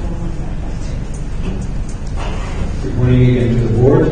I'm here representing Jennifer Smatters. Jennifer purchased the house over 3 years ago. She has 3 children that lives with her, and she has a married child that visits. And she is, God willing, expecting to, or looking forward to remarry in the near future. Her future husband had 3 children. And he also has in-laws that could come to visit. So there is a need, obviously, to enlarge somewhat the modest house that she has, and add 3 bedrooms in that. We are proposing a minor side addition that you see in the front. On the side, which is aligned with the existing house line, and a rear addition that in order to do it and not to exceed the coverage more than we have to, we're proposing to remove the garage. And the addition that we are proposing is similar in size to the garage that we are proposing to remove. And with the So will the subject property have any garage? Like, is there also an interior garage, or? No. The only garage is the dash line that shows on the dash line on the plot plan. But we have a long driveway, so there is no issue of off-street parking. Was this the subject of a previous subdivision? No, nothing I'm aware of.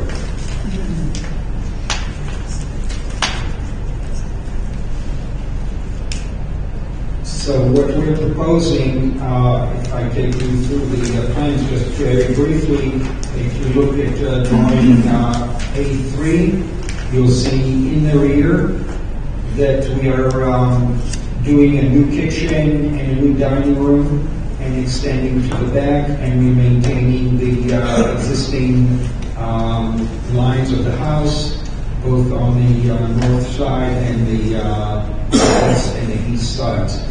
In the front, we are modifying the plan to accommodate the guest room for the in-laws that they could be on the main floor when they come to visit. On the second floor, you will notice that we are maintaining the front as is. The addition that we're proposing on the side is not extending to the second floor, and the work is limited to the rear of the house, where we're going to have a modest master bathroom suite and an extra net gain of 1 bedroom. So we'll have a master plus 4 bedrooms on the second floor. If we go back to the plot plan, you'll notice that the west side yard setback is 5'7", with 7 inches more than required by the zoning. The the east side is 10'3", which is substantially larger than what's required. The aggregate is sufficient, and the only variance that we are requesting the board to grant is a lot coverage that, together with the shed that we are proposing for storage in the back, would amount to 35.6% the total coverage. My client also met with this many of the neighbors and obtained a consent letter from 7 of the neighbors. And the consent that Jennifer obtained is, first of all, the on the same block in section, the property to our west, lot number 477 and 478, that's the Rosner, they signed on it, and behind her, lot 459, 460, and 461, that's the Brick family. That's the 2 on this block, and on the opposite, across the street on Waltham, she obtained the consent letter from lots 389, 390, 391, that's Elephant, 396, 397, 398, that's Russo, 399, 400, that's Betzinger, 401, 402, that's Capel. They're not on the address list. And I would like to present the consent letter for the record.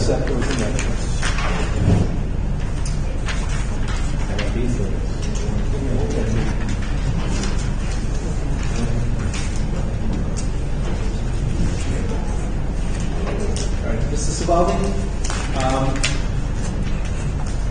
what is the existing height of this house? The existing house is exceeding 30 feet. I'm looking at 34 feet 2 inches is what is where we're going, where you're planning on ending up. Right. What is existing though? Because I can't really tell what's being added and what's not being added. Okay. Directed to the elevation sheet, which is I see 34 foot 2 inches from the crown of the road. Is that correct? right. If you can look at drawing A10. Okay, that's what I'm looking at. It's at the first elevations on the west side elevation. Okay. You'll see the 34 2 inches is to the existing high point of roof, and the new addition, which is hatched, it's 30 feet high. Oh, where is it hatched? The roof line is hatched. It's yellow. So what is being added is only a maximum of 30 feet. It does not impact the existing 30 feet. That's correct. So Yeah. the hatch, I'm sorry, go ahead. The 34.2 that exists, you said this house was built with a variance? No, the house is Pre-code? Yeah, pre-code. Okay, do you ever get a CO for non-conforming use? We have a non-conforming in 2004. Okay. 2004 11638. All right, so that house has a CO already. That's correct. Okay. And on the same question, so that section of the roof, if you're looking at west elevation, the section of the roof that's, I guess it's hatched, it looks like shingles, that's proposed new. Yeah. What about the dormer on the other side? That's pre-existing. The dormer is there now too? Yes. If you look at elevation 2, at the rear elevation, you will see that that's what the extent of what we're adding is 30 feet high at the maximum. And you see behind it the existing roof. I think it's the elevation 2, the rear elevation shows it clears. Okay, great. So on the rear elevation, is it that same little check pattern that's being added? Yeah, beyond it, you see where the chimney is, that's existing roof. Right, I'm asking now about the section. Is that whole, only the floors are designated with that little hatch stuff, but is that whole section of the rear elevation being added? Yeah, that's the section that you'll see on the side elevation hatched. The area that is not hatched is the existing. If you look at elevation number 1. See, the left side is existing and the right side is addition. So everything, right.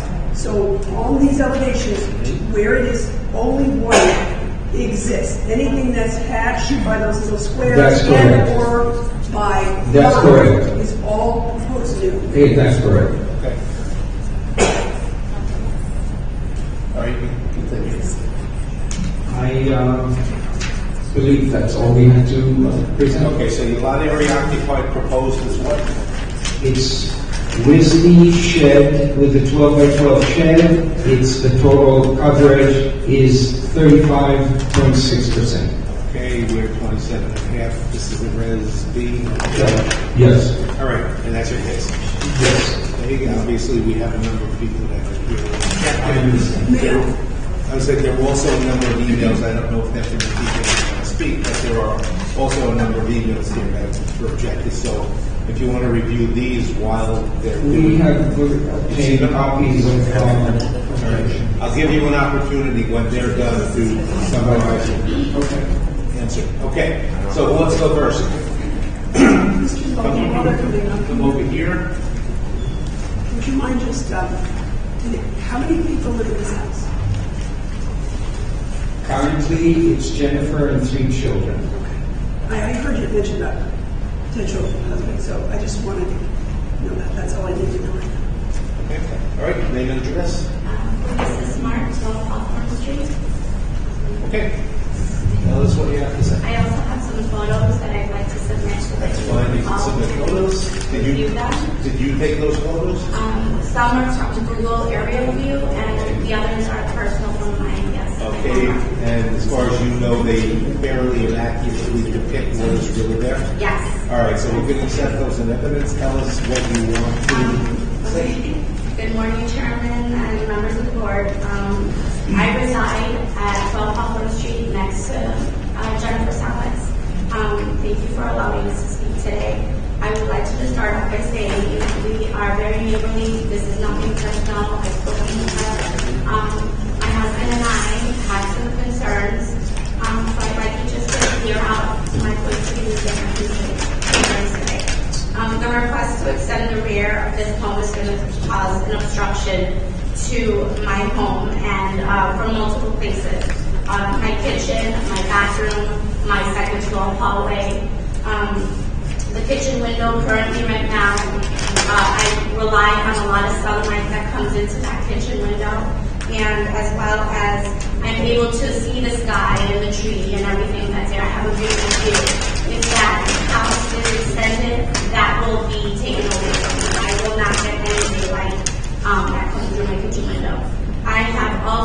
gone to checking with a contractor to see what are the things that I can do in my house to change the view, just to be equal.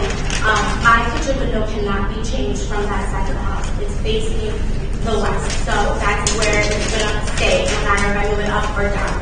So I'll always be moving that side of our house. I'm a mother of 3, and my kids are 10, 8, and 4, and we rely heavily on the backyard of my house. We are out there throughout the summer doing activities, water activities, sports. I rely on the sun that comes on that side of the house. In the summertime, well past 7 p.m., we have a large amount of sun that comes through. My kids are always outside playing, and so that is a huge factor that it will be taking up partially half my backyard. My lot is 4,500, and our house is identical, so it's aligned the same. Most of the houses on our block are very consistent with the footprint. The reason why I moved to West Hempstead was because, we saw the house and we fell in love with the backyard. And that was a huge factor to us who have kids who are constantly outside.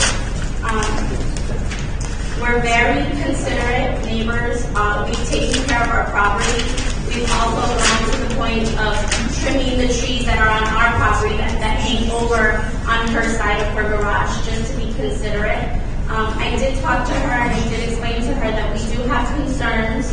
I went and called a real estate attorney to see how this was going to affect my property, and I was told that if there is a huge obstruction, that could probably lower the value of my house because it's not going to have a peaceful view of my backyard. I'm going to be staring up at a house. I'm not going to have any view whatsoever. And I'm sure, and that's why I submitted the photos so that you can clearly see on any given good day, I get a direct side of view to Euclid Avenue. I can see straight down.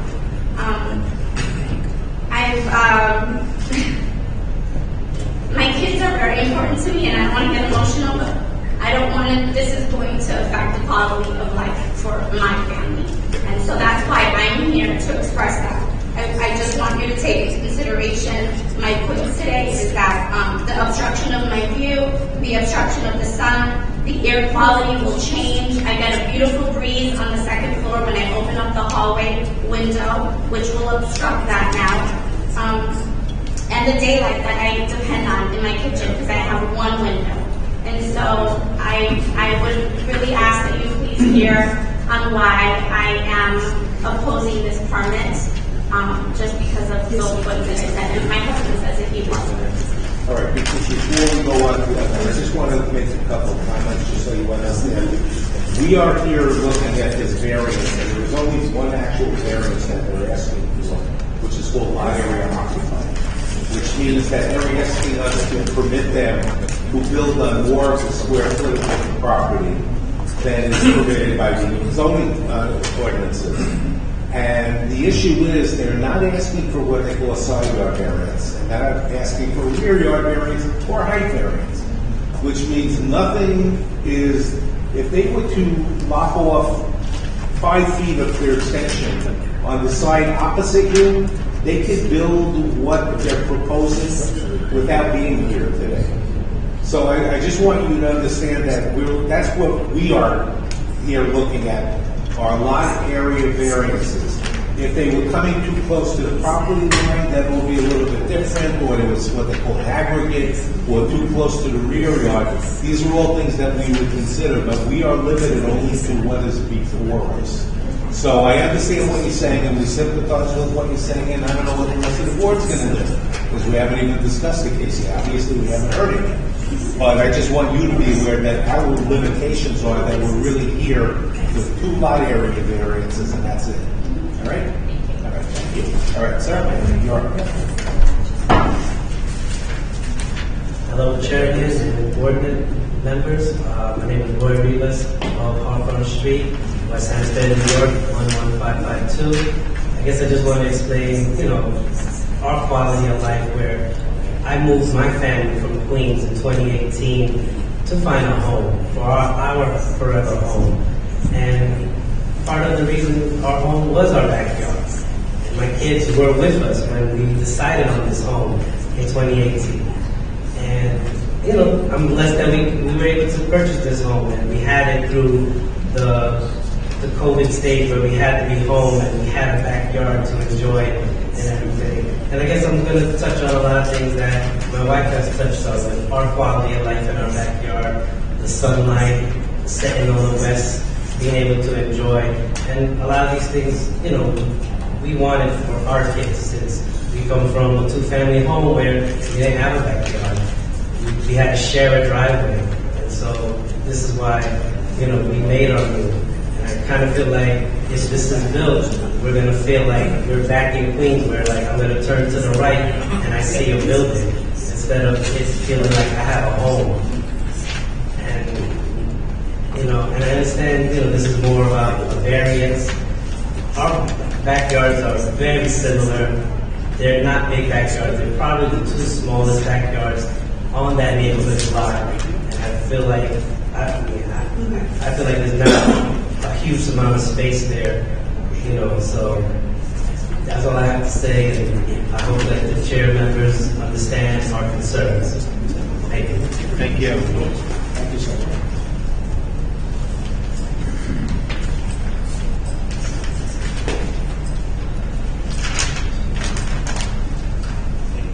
Hello, I'm Mary Albino. I live at 40 Bloodline Street, 2 doors down from the applicant.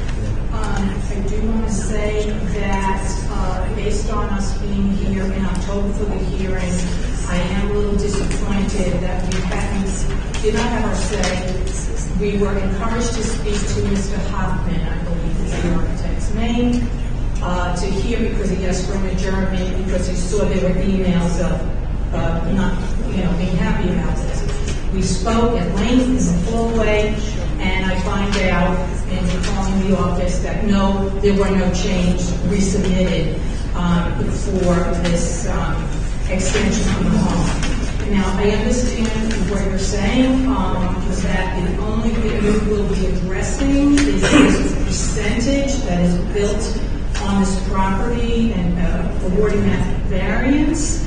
I don't know who else, what other recourse we would have for just addressing the parking issue.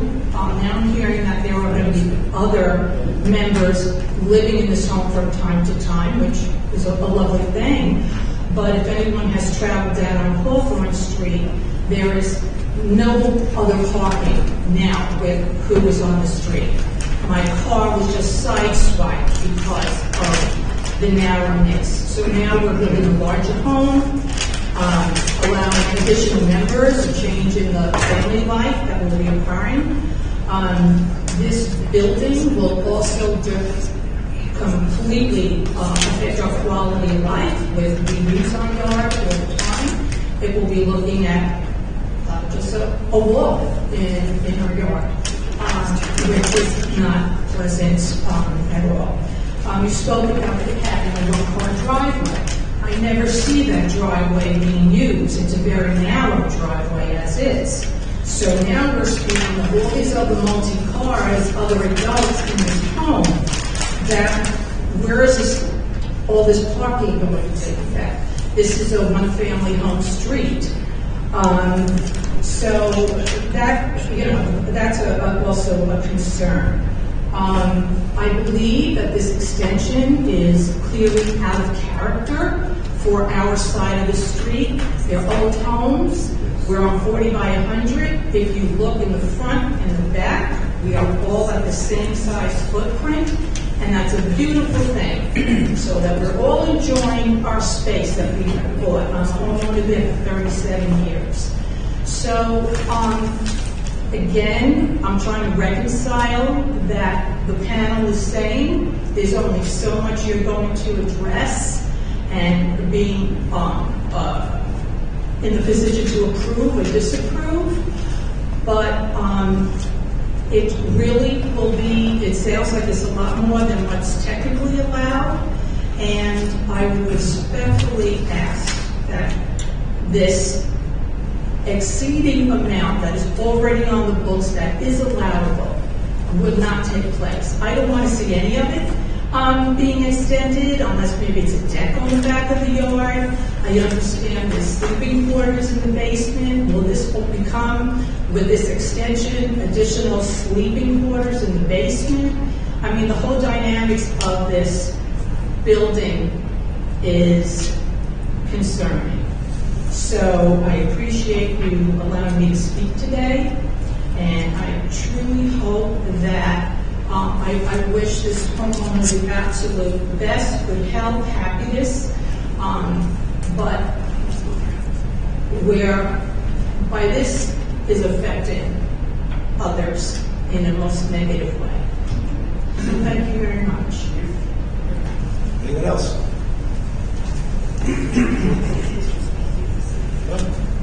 Mr. Zavaldi, I'll wait for this later.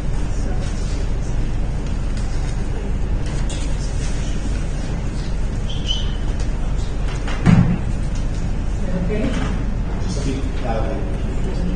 I'm very nervous. Don't be nervous. My name is Shoshana Brightman. I live 2 houses down from Jennifer, and it's nothing. What's the address? 585 Walton Street. So just as the two previous ones say, there's nothing against Jennifer. It's not personal. It's just going to affect our backyard because we're going to see walls. The only time I have sun in my house is from the west, which is going to be black now. And it's not a small extension, it's all the way out, almost in the garage. It's a big extension. The whole character of the backyard is going to change. We sit outside all the time. Now we're going to have somebody from the second floor looking at us all the time. This is no more privacy. As far as all the emails, the only one that has anything to say about it is Rosman. All the other ones are on the other side. They have no business, or they don't even get affected by anything. Only Rosman is the one who is right next to her. Everybody else is across the street with huge lots. People who are entitled to their opinion, right? And we will go through everything. Of course. But the thing is that the other side, they have very big lots. And they're not affected by this at all. That's it. Thank you. Thank you. Question for Mrs. Goldie, could you just come up for 1 second so I can ask you a few questions?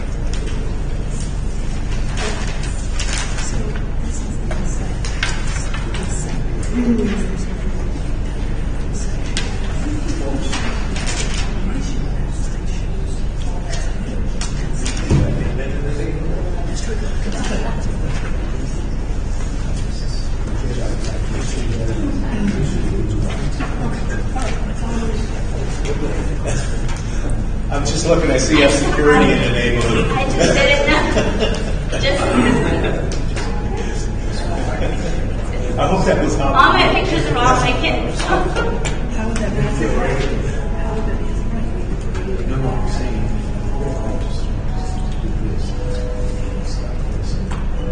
That was the answer, right? Just let the record reflect that a short conference, just so Mr. Savaldi can explain what it is on one of his drawings. All right, Mr. Savaldi, do you care to respond, or do you want to just close the hearing?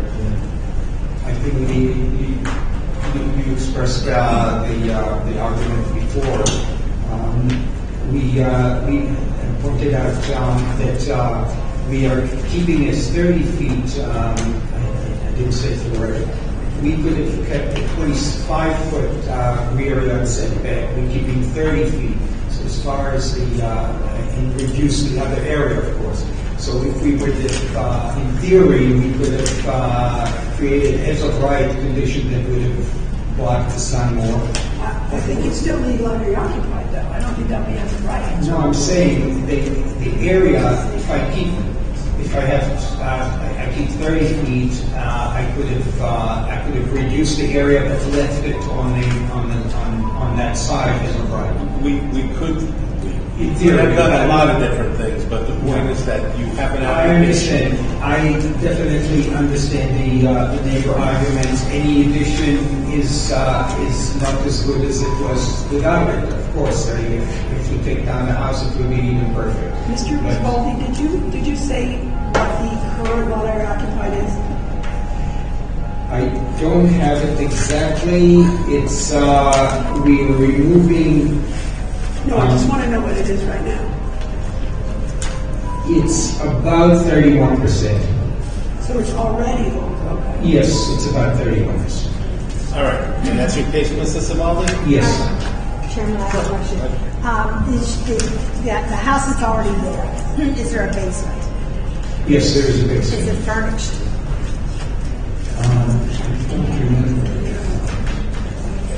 I don't remember. I think it was a finished, if I remember, I measured Mr. this Savaldi, your client is sitting next to you, why don't you ask him?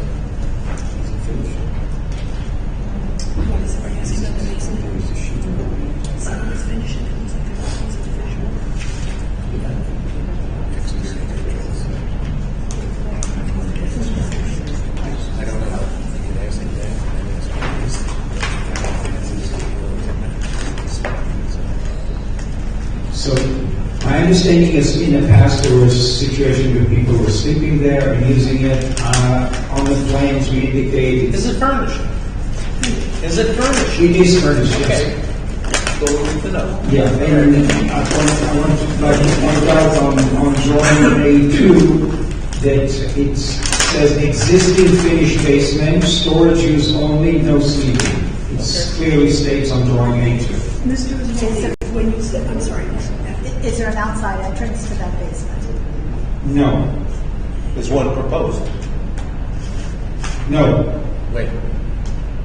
The neighbors have. Side entrance door, I don't know. I'm sorry. State your name again and what you. Lisa Smart and 12 Hawthorne Street. There is a side door entrance, but I don't know if it goes to the basement? Yes. Yeah, but that's going to be a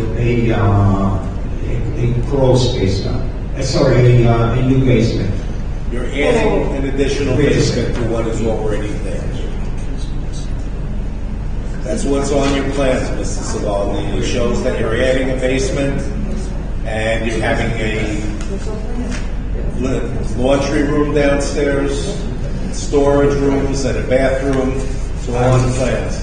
Is that correct? But that side entrance I stand door is corrected. not. I stand corrected. On drawing A3, I'll show that side door. Right, and that goes to the basement. Yes, that's correct. And you're adding an additional basement with additional usable That's correct. basement. That's correct. Okay. Are there egress windows in the basement proposed? No. Okay. And how many exits how many ways are there to get in and out of the basement besides the side door? There is only one way. That's the only way in and out? Yes. Okay. And that will be the only way if the board were to grant the case. Yes, that's correct. So it cannot be used. I don't know, your client, I'm sorry, Mr. Go ahead, Jones. Joe. Your client needs to consult. I was hoping to add a point of egress to make it safer. Well, it's not on the plans. Yeah. All right. Right, so wait, if you want to go in the basement, can you do so from the house itself? From the kitchen. There is this side.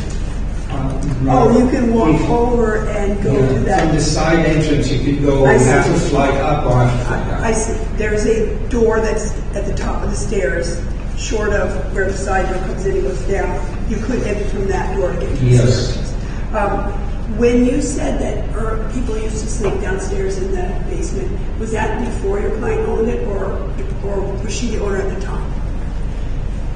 I was there when I measured it, and it was over a year ago. If I recall, it looks like somebody in the past was using it as habitable space, and it should not be used as habitable space without means. Let me rephrase the question. When you told us earlier that people were sleeping in the basement in previous times, did your client own the house at the time? Yeah. Okay. So your client is now put a stop to that. Is that what we're hearing? And it is absolutely impermissible to use it for that purpose. Right. And it clearly states on the plans. All right. Well, what's on the plans and what people do Actions is two speak different louder than things. words, my mom used to say. All right. What is the height of the basement from the floor to the ceiling? The existing is 7 feet. 8.4 it says on the plans. No, that's the new, that's a proposed basement. So the proposed basement Will step down, it will be higher. floor to ceiling 8'4". Yes. Why would it want to be so tall? That if in the future they want to use it, they'll be able to. My suggestion always is, if you do a basement, do it so if you future you'll have the option. Currently, they're not taking advantage of They it. opted to use it as an apartment, living quarters. No, it's habitable, it's recreation. Basement is only recreation. Town of Hempstead does not allow it. I'm sure we all know that. Town of Hempstead does not allow a bedroom in the basement. Or sleeping. New York State does. And Governor Hochul was proposing to change stuff again. Joanne, do you want to say something? Oh, okay. One point of clarification, Mr. Svaldi, as it relates to the egress windows. It looks from the plans, however, not labeled. It appears that there are 4 egress windows proposed for the new section. I can't find the legend, but it's denoted as a K. So, is that the case? Do you know? I don't recall right now what the K window is, but She's looking at A2. Look at your A2. No, I know the K. I just don't know if the K is an egress window or not, since I don't see a Legend for a K. I don't see a rail. I don't know that it's actually. You can see it on the.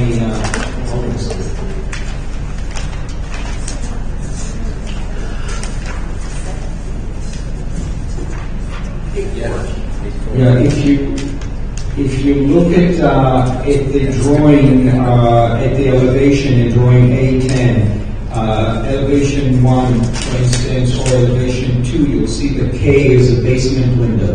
Okay, well that's... Not an egress window. Oh, there's Plato windows, okay. If your client were to install a basement egress window, would that require additional variance by the board, in your opinion? No, it would require a permit from the building And the department. building department, it's as of right. Yes. Mr. Savaldi, anything else? All right, do I have any other questions from the board?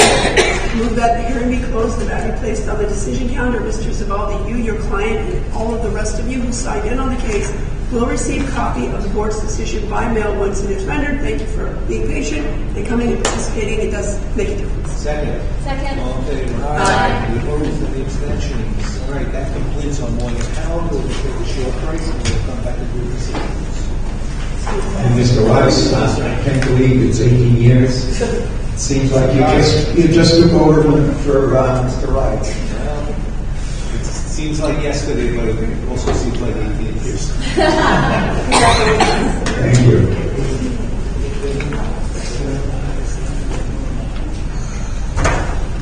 Enjoy your time. Thank you. Thank you. Release it. All right, you ready? All right. Case 820, 322, 22 North Belmore, Chicago, 740 Jackson Street, North Belmore. Any discussion? If not, do I have a motion? Make a motion in cases 822, 823, 2022. Applicant's name is Linda Latano.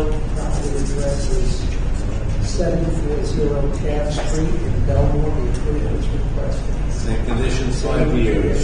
Second. All in favor? Aye. Opposed, any extensions? Next case, 823, 22 in Levittown, Birmingham Kelly, 152 Farm Edge Road, Levittown. There was no waiver granted. The council appeared on behalf of the applicant. Do I have no further discussion? Do I have a motion? I move case 823 of 22 in Levittown, Brian Kelty, at 152 Farm Edge Road, be approved as requested. Second. All same conditions, 5 years. Second. Second. All in favor? Aye. Any opposed? Any abstentions? Case 824, 22 Woodmere, Eric Patel, 991 Allen Street, Woodmere. Any discussion? If not, do I have a motion? Chairman, case 824-2022, the request you previously described, the property at 991 Allen Street, be approved as requested. Second. Second. All in favor? Aye. Opposed? Any abstentions? Case 825-22, Waco, Peter and Carrie Carasoli, 1269 Pleasant Road, Waco. Any discussion? If not, do I have a motion? I move that case 825-2022, Peter and Carrie Carasconi at 1269 Pleasant Road, 112 be granted as requested. Second. Second. All in favor? Aye. Opposed? Any abstentions? Case 826-22, North Belmore, Giant and Tavares, 1603 Little Neck Avenue, North Belmore. Any discussion? If not, do I have a motion? I move case 826-2022, located at 1603 Little Neck Avenue, North Baltimore, be granted as requested. Second. All in favor? Aye. Opposed? Any abstentions? Case 827-22, Uniondale, Eva M. Fitzgerald, 773 Macon Place, Uniondale. Any discussion? If not, do I have a motion? Motion case 827-2022, applicant Gerard, property located at 773 Macon Place, Uniondale, be approved as requested. Second. Second. All in favor? Aye. Opposed? Any abstentions? Cases 828, 829, and 23, Seaford, Christopher Ferris, 3878 Alona Lane, Seaford. Any discussion? If not, do I have a motion? There's an issue here. They requested to maintain the shed in the rear yard and remove the shed in the side yard. So remove side yard and relocate. That rear. So what's the issue? You want to note for the record that that need to be removed and the other relocated And I as think indicated? something to that effect that they went on. It's on the site plan, but we can add it to the decision. I think it should be. A condition of the grant? No, is that what you mean? Yes. Which case are we on? Which one? 828, 829. 828, okay, so I I condition of the think grant. if you could craft something, in my opinion, to get rid of that shed within the next 3 months. 3 months? And the one in the side yard. Gotcha. That covers the entire side yard. It presents a safety issue. Okay. Well, because there's no time limit on the plan, so we put the 3 month time limit, that means there's some sort of enforcement mechanism. And I don't know whether they need a permit to get rid of it. I mean, technically, they could, if they hold up, it could be there for like another 2 years. Right. Could we make that a condition that we remove before issuing a permit? Yeah. So before all Remove it final. before issuing the permit. Must be removed before the issue. It might create problems. Sometimes no, but we keep it permanent. All right, I'm asking yours. So we want to remove, what's the 3 month timeline? That's fine. Yeah. 3 months. All right, do I have a second? Second. All in favor? Aye. Any opposed? Any abstentions? Case 830-22 Franklin Square, Muhammad Ali, 868 Seneca Drive, Franklin Square. Any discussion? If not, do I have a motion? That has to be kept open. I have that. So the roof over terrace shall not be enclosed or converted to living space without further approval. That's the motion. Second? Aye. Second. All in favor? Aye. Any opposed? Any abstentions? Case 831-22 Point Lookout, Matthew Deegan, 17 Beach Street, Point Lookout, adjourned to 9:30 a.m. And we'll notify the applicant or the applicant's rep. Next case, 832 through 834 of 22 near Island Park, EVB Harbor Isle LLC, 100 Harbor Terrace, Island Park. I think the only condition you had was that it was shield the lights. So that they don't shine into their Neighboring residential. Usual sign conditions with the addition of the condition of shielding it. Yeah, the back, instead of shining on sign to be. Okay, do I have a motion on that, or is I move that case 832, 834 cases, ABB Harbor Isle LLC, be approved as requested 5 years with the condition that you previously mentioned as to the lighting on the signs being shielded so as to not shine into the residential the residents' homes on the adjacent property. Second.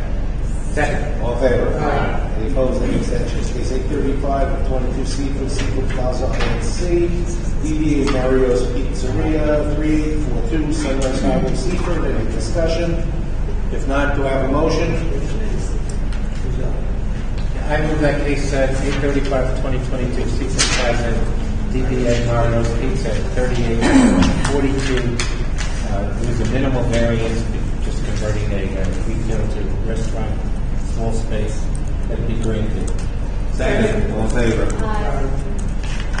Okay, then we close the extension. I'm going to skip the next two and then come back to 672 and 673 of 22 West Hempstead, Jennifer Samanowitz, 14 Hawthorne Street, West Hempstead. I understand what the neighbors want, but there's no prohibition of building what she's building. It's just a lot area occupied. Well, there's a prohibition. Well, she's blocking the neighbor's light. No, but it is quite a, I think someone should take a look at it. I'm not I'll go look. that good to I think that's size of addition is. All right, hold it. Next case, 106 of 22 and on Brody Land Homes, Inc. This is on Hillsborough Avenue, south of Atherton. This is adjourned to March 29 at 11 a.m. All right, let's go back to 836 and 837 because I know there's some strong feelings on this one. Discussion. I'll go. I think after hearing the presentation, I agree that the structures proposed now are much more in character with that community on Oak Street. However, I don't think the analysis has changed as it relates to the character of that neighborhood regarding, for example, the sizes of the lots. And I think that the case that was presented today that asks us to divide the 80 by 100 parcel into two 40 by 100 parcels on Oak Street is identical in the nature of it and the character of it as to the previous one that was denied by this board for many reasons, including it's inconsistent with the character of Oak Street. I don't think it's compelling that Elm Street happens to have several 40 by 100s, noting that only one of those was a variance grant that we know of. The rest of them were, legal non-conforming structures. So this is not the character of development today in that even Elm Street, I would argue, but for sure, Oak Street, I would think that the principles of res judicata or at least collateral estoppel would be in play in our analysis that these 40 by 100s are inconsistent with character neighborhood. And the last thing I would say is, in addition to that, there are a number of large lots that if this substandard is granted, that could very well see it as encouragement or a clear path to doing the same. And if every lot, or most of the lots on that street, end up 40 by 100s when there's a lot of 60s, 80s, and 100s, then we are in fact changing the entire character of that neighborhood by way of this sort of. That's all I have. Mr. Mato, I had two things. The first is that the granted subdivisions in this matter were outside the 200-foot radius. That was the first one. The second one, to your point regarding precedential impact, Second Department has ruled as recently as 2019 in the Sharon versus Chance case that the board can consider negative patterns of development as it pertains to subdivisions, specifically to subdivisions, as in its own sufficient to deny a certain variance. So for a subdivision. So just to add to what you were. And I would say, by way of this also, I would like us to incorporate the minutes and discussions and everything else in the decision of the prior case as part of painting a picture of why this is still inconsistent with the character of the neighborhood to create these lots. Let me ask a procedural question then. Is this a denial or dismissal based on res judicata? And whichever one we need, do we want to have a draft decision for either one of them that can be adopted? Well, I think the council. So if we dismiss it on res judicata, there would be probably there might still be an Article 78 opportunity. Not that that governs what we do, but my knee-jerk reaction is we deny the case, citing our prior findings, our prior analysis as it relates to these two lots, and then, whatever else goes into that. But I would, rather than, I'm leaning not res judicata, but I want to hear what others have to say. I would just say we can adopt the concept and analysis of res judicata in saying we here again are going to deny this case. But if council finds it procedurally more appropriate you do that, I'm open. I'll put together a draft denial, and we can do a denial on the merits in the alternative. well as. In the alternative, or as well as this is barred under the doctrines of administrative. And in relation to kind of just form a part of the basis of our current decision too. Right. Okay. All right. Put it together. All right. Reserve council.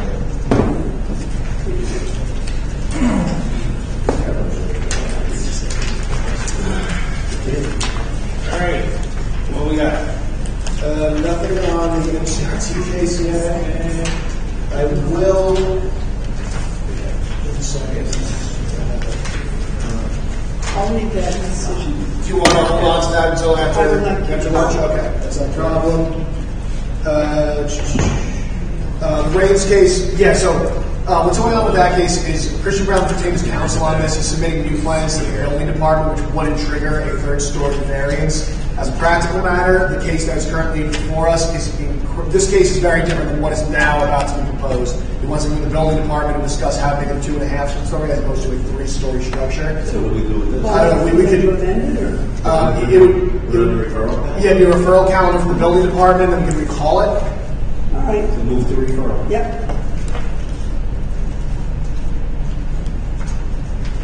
We need a little bit more time on 554 too. This has been inspected, but we're having trouble getting in touch with anyone who actually lives there. They're not answering their phones, even though they just purchased, they paid for a 2-family, which is not a legal 2-family. So they're the ones that have the party of interest, and they're not answering the phone Can I calls. say that as it relates to 622, I would like to take a look at that. Okay. Eric?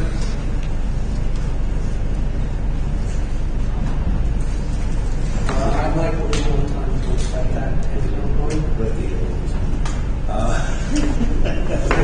As it relates to the next case, section 4822, Stephanie Turchik, I put a draft grant. Basically, it describes the procedural posture of what happened with this case. The first time it was in front of the board, how there was a mistaken permanent issuance by the building department, how it was revoked, why we denied the original case, and why we believe that the facts are sufficient, or the facts we're presenting are sufficient warrant a grant of the new relief. Okay. Motion to adopt the grant. I move, as it relates to case 748 of 2022, case Atlantic Beach, Stephanie Tursick, as it's described in council just a moment before, for food property 32 Oswego Avenue, that we adopt the grant drafted by council to the board. Second.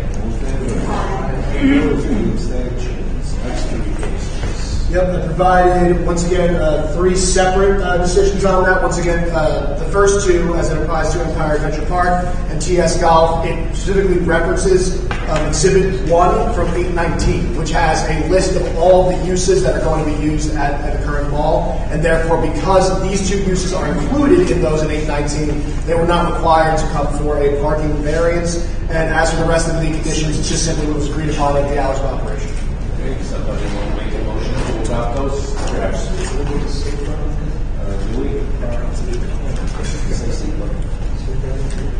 Yes, yeah, we need the secret determination. I think it was secret determination. It was sent to, sent for example.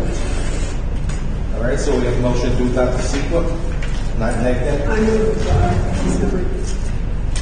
Cases 17, 18, 19. I move that in relates to case 817 through 819 of the board, based on the findings of the board after the hearing and the evidence and testimony presented during the long paperwork filed, the board adopted the negative declaration as the secret determination. All in favor? Aye. Opposed? Any abstentions? I'm not voting or participating, I was absent. Okay. Let's get absent. And then the motion to adopt the grants. I'll make that motion. Second. Second. All in favor? Okay. Any opposed? Any abstentions? I'm not voting or participating, I was absent. Okay. You said. All right. So that takes care of that. What else we got? Yeah, because it won't second. To me, you know exactly why. Okay, first.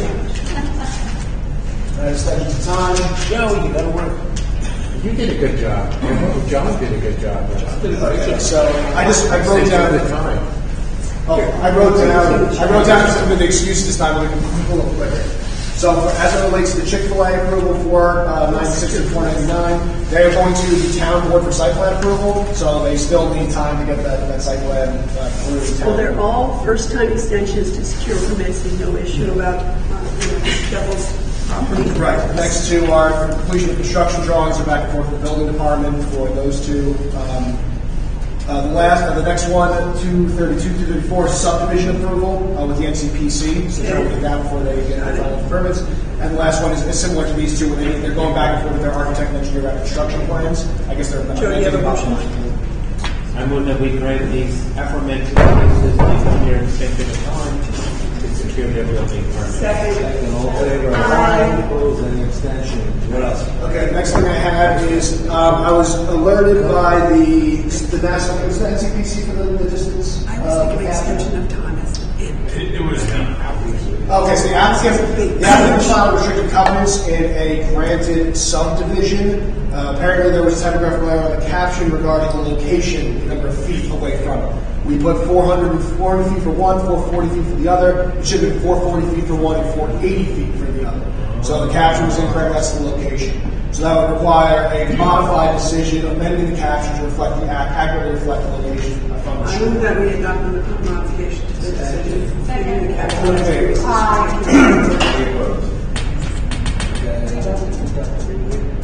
Let's go. The next one, all right, one more. This is two bait and switches. When we do this extension of time, that's the end of the hearing. Last one is a request for a hearing. It's recent. In this case, they moved through their timeline to get an extension of time. They no longer have they're outside their timeline, so they're requesting a hearing. It's on the same. The case is on the same exact merits. This is a 2014 case. Waive off-street parking to maintain an existing restaurant. They're untimely for their extension of time, so they have to come back for a hearing. This restaurant. United Properties Corp. I think you looked it up, right? It looked like checking. Yeah, there was a Vietnamese restaurant. It's a Vietnamese restaurant. Carmen.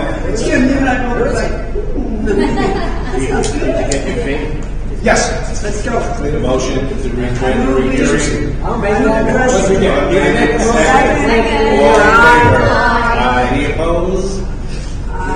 That's all I have for it. All right, guys, 2 o'clock. All right. Yes, Into the road. You driving again? No, not changing my ways. That's probably a good 45 minutes. Kim, are you going to lunch too? I There's one about the center. to go. I thought we had the it's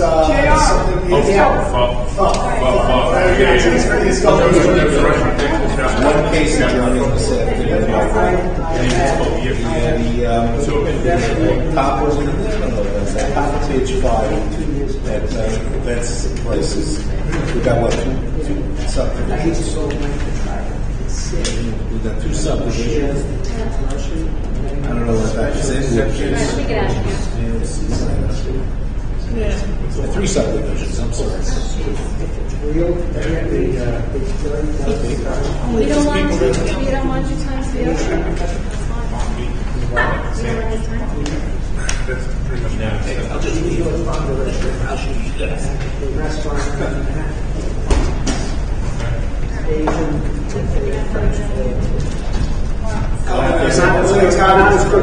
That makes sense because Vietnam was controlled by the French for that long.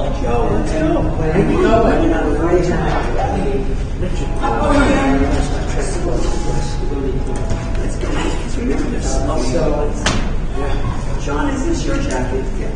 Sorry, there was a place in no, it's not. Come on. Oh, it's not? Gene George found it. I walked out of the place. You're drawing. Said, made it there. I said, can I see you for a second? He said, sure. I said, when was the last time Gene George You was don't want to here? drive. He said, oh, he's here all the time. I said, it's All right, bullshit. John. How many You guys want to